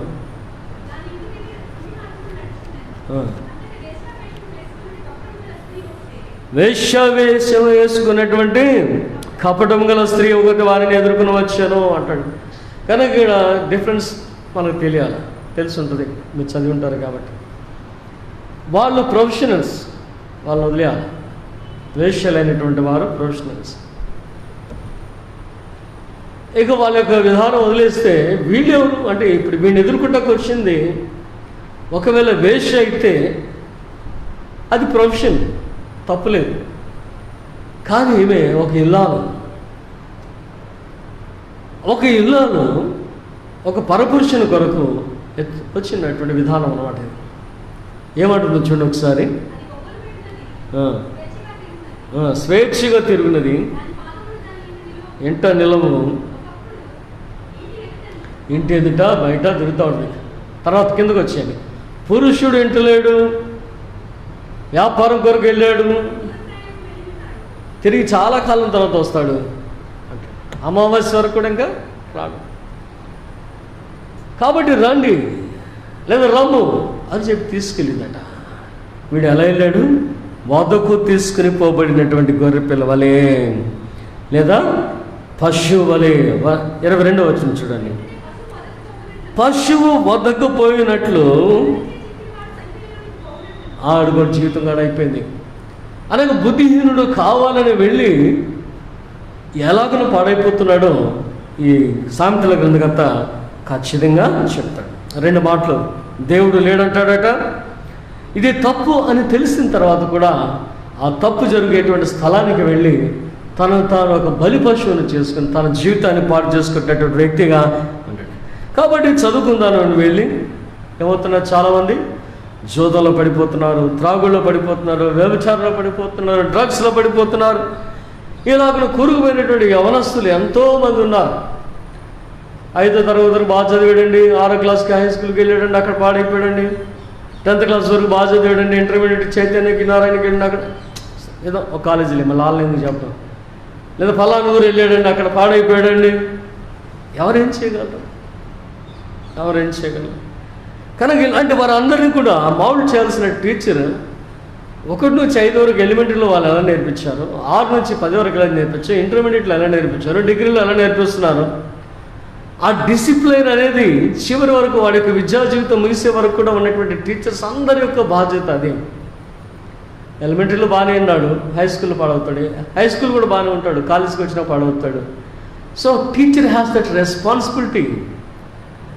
ఎందుకంటే హోలిస్టిక్ లైఫ్, సంపూర్ణ జీవితం వాడికి ఇవ్వాలి. ఒక ఉద్యోగం కొరకు లేదా ఒక విద్య కొరకు మాత్రమే నా డ్యూటీ నేను చేసుకున్నా వెళ్ళిపోతున్నానని కాకుండా అసలు వీడేంటి, ఏ ఊరి నుంచి వచ్చాడు, వీడి బ్యాక్గ్రౌండ్ ఏంటి, వీడి ప్రవర్తన ఎలా ఉంది, how can I mould him, ఎలా వాడిని అని మలిచి సరైన రీతిలో నేను పంపగలను అనేటువంటి ఆలోచన టీచర్స్ కలిగి ఉండాలి అన్నాడు. అందుకనే ఈరోజు మన ధ్యానాంశం ఏంటంట, teachers they are the agents of the liberation. విడుదలను అందించడానికి వారు కూడా ఒక సాధన. ఇలాంటి కూరుకుపోతున్నటువంటి స్థితిలో, పాపములో అపవిత్రతలో కూరుకుపోతున్న స్థితిలో కేవలం విద్య బోధించడం వరకే కాకుండా పూర్వకాలం మన గ్రామాల్లో ఎలాగనో దేవుని వాక్యాన్ని బోధించేవారు, నీతి సూత్రాలు నేర్పించేవారు. ఆలోచన వారి జీవితం కడమట్టుకు అనగా వారి విద్యా జీవితాలు సంపూర్తి అయ్యే వరకు కూడా ఉన్నతమైనటువంటి విద్యా జీవితాల్లో ఉన్నటువంటి ఉన్నతమైన బోధనలో ఉన్నటువంటి వారు కూడా అవలంబించాలనేటువంటి మాట ఒక్కసారి మళ్ళీ మనం జ్ఞాపకం చేసుకోవాలి. సో దీస్ టీచర్స్ వారు లిబరేట్ చేయాల్సినటువంటి అవసరం ఉంది. వారి యొక్క జీవితాలను ఎలా పరిపూర్ణం చేయగలను?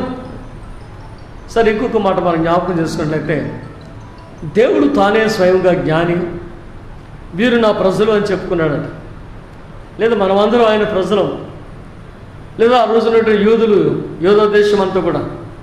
మరి అంత జ్ఞానవంతుడైనటువంటి బిడ్డలుగా ఉన్నటువంటి వీరు జ్ఞానాన్ని అసహించుకునేటువంటి స్థితిలోకి వెళ్ళిపోయారు అంటాడు. హోషేయ ద్వారా ఒక మాట చెప్తాడు దేవుడు. చూడండి ఒకసారి, హోషేయ గ్రంథం 4వ అధ్యాయం 6వ వచనం. నా జనులు జ్ఞానము లేని వారై నశించున్నారు. నా జ్ఞానులు జ్ఞానం లేని వారై నశించున్నారు. జ్ఞానం లేదు. జ్ఞానవంతుడు కడుపును పుట్టినటువంటి వీరు కదా, ఒక చదువుకున్న వారి యొక్క కడుపును పుట్టినటువంటి వారు విద్య లేకుండా ఉంటే ఏమవుతుంది? జ్ఞానవంతుల కడుపును పుట్టి జ్ఞానం లేకుండా ఉంటే ఏమవుతుంది? కనుక దేవుడు మహాజ్ఞాని, source of the wisdom, other of the wisdom, జ్ఞానమునకు మూలం ఆయనే. అంత గొప్ప దేవుని యొక్క బిడలు అని చెప్పుకునేటువంటి వీరు జ్ఞానాన్ని ప్రేమించట్లేదట. 6వ వచనం చూడండి. నా జనులు జ్ఞానము లేని వారే నశించుచున్నారు. మీ దేవుడు ఎవరు అని అంటే హన్నా చెప్పిందట కదండి. చూడండి ఒకసారి 2వ అధ్యాయం, 1 సామెల గ్రంథం 2వ అధ్యాయం 2-3 వచనాలు మనం చూస్తే, నా దేవుడు అనంత జ్ఞాని యొక్క దేవుడు, అనంత జ్ఞాని అయినటువంటి దేవుడు. ఎవరైనా నీ దేవుడు అంటే, నా దేవుడు అనంత జ్ఞాని అయినటువంటి దేవుడు. ఎలా తెలుస్తుంది నీకు అనంత జ్ఞాని అని? ఆయన కలుగు చేసినటువంటి విశ్వాన్ని, దానిలో సూర్యచంద్ర నక్షత్రాలని, మలిపించినటువంటి పశుపక్షాదులను, జీవరాశులన్నింటినీ మనం జ్ఞాపకం చేసుకున్నప్పుడు ఆయనకి జ్ఞానం ఎలాంటిది? So when he form the earth, ఎలా ఫార్మ్ చేస్తాడు ఎర్త్ అనేది? It is his wisdom. నీళ్లు కనబడును గాక అన్న నీళ్ళు వచ్చినాయి, ఈ నీళ్ళ మీద నుండి ఆరిన నేల కనబడును గాక అన్నాడట. సో ఆ మాట ఆయన చెప్తున్నప్పుడు ఆయన జ్ఞానం కొంత నీటిని ఆరజేసి భూమిని సృష్టించినప్పుడు, నీళ్ళు ఆరిపోయిన స్థలం కదంటే ఒక చెరువు ఎండిపోద్ది, ఆ స్థలంలో నీరు మట్టి ఆరిపోయి ఉంటుంది. భూమి అలా లేదు కదండి. ఒక చెరువు ఎండిపోయిన తర్వాత ఆ చెరువు, ఎండిపోయిన చెరువును మనం చూస్తాం. భూమి ఎలా ఉందా? లేదు. ఈ భూమిలో ఉన్నటువంటి ఖనిజాలను మనం జ్ఞాపకం చేసుకున్నప్పుడు బంగారం ఉంది, వెండి ఉంది, రాగి, ఇత్తడి, ఇనుము, ఎన్ని లోహాలు బయటపడుతున్నాయి. మనం వాడేటువంటి గ్యాసెస్, ఇవన్నీ కూడా భూమిలోంచి ఉద్భవిస్తున్నాయి. వీటిని కోల్ కదా, కోల్ మైన్స్, ఇవన్నీ కూడా చూస్తున్నాం. దేవుడు ఎంత జ్ఞానంతో జస్ట్ దీనిని, ఈ నీళ్ళు ఆరిపోవాలి, ఈ భూమి అయిపోవాలి అనలేదు. దానిలో రానున్న తరాలకు, రానున్న యుగాలకు కావలసినటువంటి సంపద యావత్తు కూడా విడిచిపెట్టినటువంటి దేవుని యొక్క జ్ఞానాన్ని జ్ఞాపకం చేసుకుంటే, ఎంత గొప్ప దేవుడు మీ దేవుడు, ఎంత జ్ఞానం కలిగిన దేవుడు మీ దేవుడు అనేది అర్థమైనప్పుడు, అయ్యా అంత గొప్ప జ్ఞాని అయినటువంటి దేవుని బిడ్డలం మేము జ్ఞానంతో నడుచుకునేటువంటి ఆలోచన మన జీవితాలకు ఉంటుందనేటువంటి మాట మనం జ్ఞాపకం చేసుకోవాలి. అది తండ్రి అయినటువంటి దేవుని గురించి మనం జ్ఞాపకం చేసుకుంటే, తండ్రి కుమారులు ఒక్కడే అనేది కొంచెం ప్రక్కన పెడితే, శరీరధారిగా వచ్చినటువంటి యేసయ్య అనేకమైనటువంటి బోధలు చేసిన తర్వాత మత్తయి సువార్త 12వ అధ్యాయం 42వ వచనం ఏమంటాడు చూడండి ఒకసారి. ఆయన చెప్పాడు చివరికి అంటాడు, సొలొమోను కంటే గొప్పవాడు ఇక్కడ ఉన్నాడు. సొలొమోను కంటే గొప్పవాడు ఇక్కడ ఉన్నాడు. దేవుడు ఎంతగా ఆశీర్వదించాడు సొలొమోన్ని.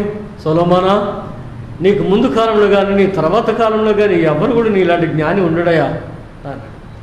లేదు. నిజంగా శరీరధారులో ఎవరు కూడా సొలొమోను వంటి జ్ఞానంకు సరైనటువంటి జ్ఞానం కలిగిన వాడు ఎవరు కూడా లేడు. సొలొమోను ముందు కాలంలో కానీ, సొలొమోను తర్వాత కాలంలో కానీ. సొలొమోనుకు జ్ఞానం ఇచ్చినటువంటి దేవుడు తానే స్వయంగా శరీరధారి వచ్చి అనేక విలువైనటువంటి పరలోకపు సంగతులు చెప్తుంటే ఎవరు కూడా వింటలా. అప్పుడు అంటాడు, శాపదేశపు రాణి మీ మీద నేరం మోపబోతుంది. ఎందుకు తెలుసా? ఒక మనుషుని యొక్క జ్ఞానం వినటానికి, జ్ఞానంను ప్రేమించి తన స్వదేశం నుంచి వచ్చింది ఒక స్త్రీ. ఒక మనుషుని యొక్క ఉన్న జ్ఞానాన్ని నేర్చుకుంటానికి ప్రయాసపడి వచ్చింది. దేవుడిస్తున్నటువంటి జ్ఞానాన్ని దేవుని ప్రజలు తృణీకరిస్తున్నారు. సొలొమోను కొరకే ఆమె వచ్చినప్పుడు, సొలొమోను కంటే గొప్పవాడిని నేను ఇక్కడ ఉన్నాను కదా, మీరు ఎందుకు నా మాట వింటలేదు అని ప్రభువారు చెప్పినటువంటి మాటలు మనం జ్ఞాపకం చేసుకున్నప్పుడు, దేవుని బిడ్డలకు జ్ఞానం అవసరం. రెండవది, మనుషులందరికీ కూడా జ్ఞానం అవసరం. దేవుడు మన ద్వారా ఈ జ్ఞానాన్ని లోకానికి అందింపజేస్తున్నాడు. ఇవాళ ఇంగ్లీష్ అందరూ మాట్లాడుతున్న మనం తప్ప కదా, మనం అంటే మన చర్చెస్లో ఉన్నటువంటి మన ప్రజలు తప్ప. బయట ఇంగ్లీష్ గురించి ఓ పెడతాడు, అమెరికన్ ఇంగ్లీష్ నేర్పిస్తాం. వాడికి అమెరికన్ ఇంగ్లీష్కి బ్రిటిష్ ఇంగ్లీష్కి డిఫరెన్స్ ఏంటి నాకు తెలియదు. వీళ్ళకి పిచ్చోళ్ళకి వీళ్ళకి తెలియదు. ఏ ఇంగ్లీష్ కావాలి మీకు, అమెరికన్ ఇంగ్లీష్ కావాలా, బ్రిటిష్ ఇంగ్లీష్ కావాలంటే పాప మీడియాతో అడుగుతాడు. ఆడు 4 మాటలు చెప్తాడు, నేర్చుకున్న మాటలు. ఆడికి ఇంగ్లీష్ నేర్పించింది ఎవడు? ఆ నేర్పించినోడు ఎవడు? ఆ నేర్పించినోడు ఎవడు? ఒక్కసారి వెనక్కి తిరిగి వస్తే a Christian teacher or machinery.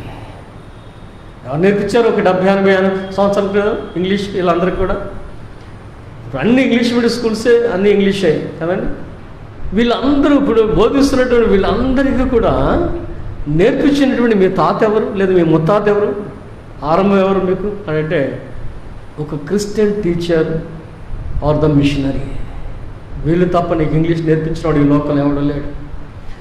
వీళ్ళ దగ్గర నేర్చుకుని ఇప్పుడు వీళ్ళ మునిమానవాళ్ళకి లక్షలు తీసుకుని నేర్పిస్తూ ఉంటున్నారు. మునిమానవాళ్ళకి వచ్చినటువంటి మనం దైవ జ్ఞానాన్ని విడిచిపెట్టాం, మన బోధకులకు జ్ఞానాన్ని విడిచిపెట్టాం, బైబిల్ జ్ఞానాన్ని విడిచిపెట్టాం. ఏమి చదువురాని వాళ్ళగా ఆడ దగ్గరికి వెళ్ళి నేర్చుకుంటున్నాం. ఎంత విచారం చూడండి. ఆ రోజుల్లో మన మిషనరీలు చెప్పిన దానిని మనం పట్టుకోలేకపోవడం వలన, బయట వారు నేర్చుకుంటూ వలన ఇప్పుడు వాళ్ళు దాన్ని ఆర్థిక లాభంగా చూసుకుంటున్నారు. మనం ఎలా ఉన్నాం? వాడి దగ్గరికి వెళ్ళి ఖర్చు పెట్టుకుని జ్ఞానం సంపాదించుకునేటువంటి దీనస్థితిలో దగ్గర చేరిపోయాం కదండి. వాడు గ్రామం చెప్తానంటే వాడు దగ్గర పరిగెడతాం. వాడు ఇంకో కోచింగ్ ఇస్తానంటే వాడి దగ్గర పరిగెడుతున్నాం. Why not we people teach our children? మనం ఎందుకు చెప్పట్లా? ఐ అప్రిషియేట్ విజయ్ ఉన్నాడో లేదు తెలియదు, వాళ్ళ గుడికి వచ్చాడో లేదు తెలియదు, కానీ అయ్యగారు, నేను, మా బావగారు, మా చెల్లి పిల్లలకి నేర్పిస్తామండి సైన్స్. మన ఎగ్జామ్స్ టైంలో ఈలోపు లాక్డౌన్ వచ్చింది, అది కొంచెం క్లోజ్ అయింది. అంటే నేను నేర్చుకున్న సబ్జెక్టు నా పిల్లలకి, ఎవరు వాళ్ళందరూ మన పిల్లలే కదా, నేర్పిస్తాం అని చెప్పండి. అలాగే మీకు ఇంగ్లీష్ వచ్చినప్పుడు నేర్పించండి మీ పిల్లలకి, మీ మన వాళ్ళకి, మీ ఇరుగు పొరుగునటువంటి మీ క్రైస్తవ సమాజానికి. అప్పుడు వాడికి పట్టు వస్తుంది దాని మీద, చదువు మీద కానీ, ఇంగ్లీష్ మీద కానీ, బైబిల్ మీద కానీ. వాడు బయటకు వెళ్ళి డబ్బులు పోగొట్టుకోవాల్సినటువంటి అవసరం ఉండదు అనేటువంటి మాట మరలా మనం జ్ఞాపకం చేసుకోవాలి. కనుక దేవుని బిడ్డలకి, మనుషులందరూ కూడా జ్ఞానం అవసరం. ఈ యొక్క జ్ఞానాన్ని అందించి ఆ జ్ఞానాన్ని తొలగించబడే ఉపాధ్యాయుడు అనేటువంటి మాట మనం జ్ఞాపకం చేసుకుంటూ, ఈ గురువు అనగానే చీకటిని తొలగించేవాడు. ఈ ఉత్తర ప్రత్యుత్తరాల నుంచి ఒక మాట చూద్దాం. 97వ వచనం చూడండి. ఏం రాయబడి ఉంది? 119:97. నా విరోధుల కంటే నాకు జ్ఞానం ఉంది, నా మందు నిలబడినటువంటి వయసు మారిన వారి కంటే కూడా నాకు దగ్గర ఎక్కువ జ్ఞానం ఉందంటాడు. So the one who acquired the wisdom, నేర్చుకున్నాడు జ్ఞానాన్ని. ఈ జ్ఞానం ఇప్పుడు వాడేంటి ఛాలెంజ్ అంటే, హీఈస్ మై ఎనిమీ అనగానే వీడికంటే జ్ఞానం ఉంది నా దగ్గర అంటున్నాడు. ఈ వయసు నీకంటే పెద్దోడు అంటే ఆయన కంటే కూడా జ్ఞానం ఉందంటాడు. ఎక్కడిది అని అంటే జ్ఞానార్జన చేసుకున్నాడు. ఆ టీచర్స్ చెప్తున్నప్పుడు వాడు సంపాదించుకున్నాడు. అలాగే కీర్తనకారుడు దైవ జ్ఞానాన్ని సంపాదించుకున్నాడు. కాబట్టి ఆ మాట చదవ 97 వచ్చిన చదువు. నీ ధర్మశాస్త్రం నాకెంతో ప్రేమగా ఉన్నది, దినమెల్లా నేను దాన్ని ధ్యానించున్నాను. నా శత్రువులకు మించిన జ్ఞానము నేను కలిగిన వాడునే ఉన్నాను. శత్రువులకు మించినటువంటి జ్ఞానం దేవుని ధర్మశాస్త్రం నుండి నేర్చుకునేటువంటి సత్యాలు నుండి దేవుడు ఆ జ్ఞానాన్ని మనకి ఇవ్వబోతున్నాడు అనేది మరొకసారి మనం జ్ఞాపకం చేసుకున్నట్లయితే, ఈ జ్ఞానము లోకంలో జీవించడానికి, దైవ జ్ఞానము పరలోకంలోకి వెళ్ళడానికి ఇది మన సంఘానికి అవసరమైనటువంటిది మరొకసారి మనం జ్ఞాపకం చేసుకుంటే, ఈ సంఘంలో, చర్చిలో, సొసైటీలో ఈ మోల్డ్ చేసి హోలిస్టిక్ లైఫ్లోకి తీసుకెళ్ళేటువంటి వారు టీచర్స్ అనేది మరొకసారి ఇది నా టీచర్స్ అందరూ కూడా జ్ఞాపకం చేసుకోవాలి. యేసు స్వామి గురించి చాలాసార్లు ఆలోచించాం. లూకా సువార్త 2వ అధ్యాయం 40లోను 52లో కూడా చూస్తాం. యేసు వయస్సునందును, జ్ఞానమందును, దేవుని దయందును, మనుషుల దయందును వర్ధిల్లుచుండే. అంటే ఒక 12 years వరకు ఒక డెవలప్మెంట్ 12 నుంచి యంగ్ వరకు ఒక డెవలప్మెంట్, టీనేజ్ నుంచి యూత్కి వెళ్ళి దాటు పైకి వెళ్ళే వరకు కూడా 30 సంవత్సరాలు వచ్చే వరకు కూడా ఆయన జీవితంలో మనుషులదా దేవునిదా సమాజంలో జీవించడానికి ఉపయోగపడినటువంటిది దేవుని యొక్క దయను పొందేటువంటి జ్ఞానాన్ని సంపాదించాడు. ఈ హోలిస్టిక్ లైఫ్ అందించగలిగిన వారు కేవలం మీరు మాత్రమే, బోధకులైనటువంటి వారు లేదంటే టీచర్స్ అయినటువంటి వారు. సో టీచర్స్ ఎవరు వీరంటే రెండో మాట మనం చూస్తాం. మొట్టమొదట ఏం చూసాం? Teachers ministries of liberation for the wisdom and knowledge. రెండో మాట టీచర్స్ ఎవరంటే మినిస్ట్రీస్ ఆఫ్ గాస్పెల్, సువార్త చెప్పేటువంటి వారు కూడా వారే. ఆ బాధ్యత కూడా ఉంది కదా, చెప్పాను నాకు టీచర్స్ గురించి. దీని వలన ఏమవుతుందంటే మన యుద్ధం నేర్చుకునేటువంటి వారు ఒక సమాజానికి అధిపతి లేదా ఒక రాజ్యానికి అధిపతి అయి అక్కడి నుంచి రాజ్య ప్రజలకు ఒక సువార్తను అందించగలిగిన వాడు అయి ఉంటాడు. మన ముందు పనిచేసినటువంటి ఎంతోమంది ప్రైమ్ మినిస్టర్స్ వాళ్ళంతా చదువుకున్నది ఎక్కడ అనంటే ఎవరో ఒక టీచర్ దగ్గర. అలాగే బైబిల్ నుంచి ఒక వ్యక్తిని మనం చూస్తాం. ఎవరు అని అంటే ఇథియోపియన్ యూనక్, ఐథియోపియా నపుంసకుడు అయినటువంటి అధిపతి. ఈ యెరూషలేంకి వచ్చి వెళుతున్నప్పుడు దేవుడు ఫిలిప్తో మాట్లాడుతున్నాడు, వెళ్ళి ఆయన చెప్పు, నువ్వు చదువుతున్నది నువ్వు అర్థం చేసుకుంటున్నావు అనగానే ఎవడును నాకు బోధింపుకుంటే నాకు ఎలాగునా తెలియదు అని చెప్పి వచ్చి కూర్చోమన్నాడు. కూర్చున్నంత యేసు వారి చరిత్ర అంతా కూడా చెప్పినట్లుగా మనం చూస్తాం. ఈలోపు నీలోచిని బాప్తిసం తీసుకున్నాడు. ఎవరయ్యా ట్రాన్స్ఫార్మ్ అయింది? ఎవరు మీ యొక్క బోధల వలన మార్పు చెందింది అని అంటే ఇట్స్ ఒక సామాన్యుడు కాదు, the chancellor of exchequer of queen of Ethiopia. కందక్ అనేటువంటి రాణి యొక్క ధనాగారం అంతటి మీద అధిపతి అయినటువంటి వాడు మారు మనసు పొందాడు, ట్రాన్స్ఫార్మ్ అయ్యాడు ఒక బోధ వలన. దానివలన ఒక అధిపతి బోధ అక్కడ ఉంటే ఏమవుతుందో తెలుసా? ఆయన కింద ఉన్నవారు అందరూ కూడా మార్పు చెందడానికి అది కారణమవుతుంది. అంత మార్పు తీసుకురాగలిగినటువంటి వారు బోధకులు లేదంటే ఉపాధ్యాయులు అనేటువంటి మాట మనం చూసినప్పుడు సువార్త కూడా మీ యొక్క బోధనలో ఒక భాగమై ఉండాలి అనేది దేవుడు జ్ఞాపకం చేస్తున్నాడు. మూడవదిగా యేసు స్వామి వారి గురించి మనం చూసినప్పుడు చదవబడినటువంటి రెండవ పాఠంలో చూస్తాం. మార్కు సువార్త 6వ అధ్యాయం 34-44లో డిసిప్లిన్ అనేది వారి జీవితానికి అర్థమైంది. అక్కడ వరకు వారికి డిసిప్లిన్ తెలియదు కదా. 39 చూడవా, 39. అప్పుడు ఆయన పచ్చిక మీద అందరూ పంక్తులు పంక్తులుగా కూర్చుని అనగానే శిష్యులు ఏం చేశారట, వరుసకు 100 మందిని వరుసకు 50 మందిని కూర్చోబెట్టారట. యేసు వారి ఎదుట ఒక వరుసకు 100 మంది ఒక వరుసకు 50 మంది కూర్చున్నారు. ఇటు వారికి ఈజీ అయిపోయింది కౌంట్ చేయటం. ఎంత? ఇటు 100, ఇటు 50, 5000 అన్నాడు. అంతే, అంతేనా? తప్పింది లెక్క. చాలా ఈజీగా చెప్పారు. ఇటు 100 మంది అండి, ఇటు 50 మంది అండి, 5000 మంది అన్నాడు. ఎవరు వారంటే పురుషులే, ఇంకా పిల్లలు వాళ్ళందరూ కూడా ఇంకా వెళ్ళు లెక్క. సో వాట్ హ్యాపెండ్ అంటే ఒక క్రమశిక్షణలోనికి యేసు వారు బోధించిన తర్వాత వారికి ఏమి నేర్పించాడు అని అంటే ఎలాగను కూర్చోవాలి దేవుని సన్నిధిలో, ఒక క్రమాన్ని ఒక విధానాన్ని వారికి అవలంబించేస్తారు యేసే. ఈ స్వార్థ పాటలు మనం చూస్తున్నాం. పూర్వకాలం టీచర్ గురించి కొద్దిగా కూడా చెప్పాను నేను. వాళ్ళకి చదవటం రాకపోతే రోలకర్రతో కొట్టేవాడు కదా. మాస్టర్ అంటే భయం, రోలకర్రతో కొడతాడని భయం ఉండేది. 30 ఏళ్ళు 40 ఏళ్ళు 50 ఏళ్ళు వెనక్కి వెళ్తే ఆ రోజుల్లో ఏమిటయా మీ ఇంటర్వ్యూ అని అంటే ఒక పెద్ద ఆయన చెప్పాడు, పెన్సిల్ చెక్కడం రావాలట, పెన్సిల్ చెక్కడం రావాలి. తర్వాత రూల్ కర్రలో పెట్టి, అప్పుడు ఇప్పుడంటే రూల్ ప్రింటింగ్ మనకి మిషన్ వచ్చింది కాబట్టి దానికి రూల్ పుస్తకాలు వస్తాయి. అప్పుడు వైట్ పేపర్స్, ఆ వైట్ పేపర్స్ మీద రూల్ కొట్టాలి కాబట్టి ఏం చేయాలా, రూల్ కర్ర ఇలా జరుపుతూ రూల్ కొట్టుకెళ్ళాలి. మీకు ఉద్యోగం ఇచ్చిన మీ ఇంటర్వ్యూ ఏంటంటే పెన్సిల్ చెక్కడం, రూల్ కొట్టడం, అంటే వాటిలో పర్ఫెక్షన్. తర్వాత హ్యాండ్ రైటింగ్, ఈ మూడింటిని చూసేవారు. బోధించే విధానం ఒకటే, ఇవి కూడా ఎక్స్ట్రా. అంటే వాళ్ళ యొక్క పర్ఫెక్షన్ అంత కదా. ఆ రోల్ కర్ర అనేది పూర్వకాలంలో అందరి టీచర్ల దగ్గర ఉండేది. ఇక వాడి కోపం, స్టూడెంట్ ఎంత తప్పు చేస్తే ఆయన కోపం వస్తే రోల కరపెట్టి కొట్టేవాడు. ఈరోజు ఏ స్టూడెంట్ ఊరుకుంటాడు, ఏ తల్లిదండ్రులు ఊరుకుంటారు, మన మీద కేసు పెట్టకుండా ఎవరు ఉంటారు కదా. కనుక విద్యా విధానం ఎంతగా అభివృద్ధి చెందింది, మరి ఎంతగా పాడైపోయింది అనే దాన్ని మరొకసారి మనం జ్ఞాపకం చేసుకున్నట్లయితే, డిసిప్లిన్ లేకుండా విద్య నేర్చుకోవడం వల్ల ఉపయోగం లేదు. చదువు ఉంది, వాడికి ఫస్ట్ ర్యాంక్లో వచ్చాడు, మూర్ఖత్వం మరి ఎక్కువ ఉంది, ఏం చేయగలం వాడి జీవితాన్ని?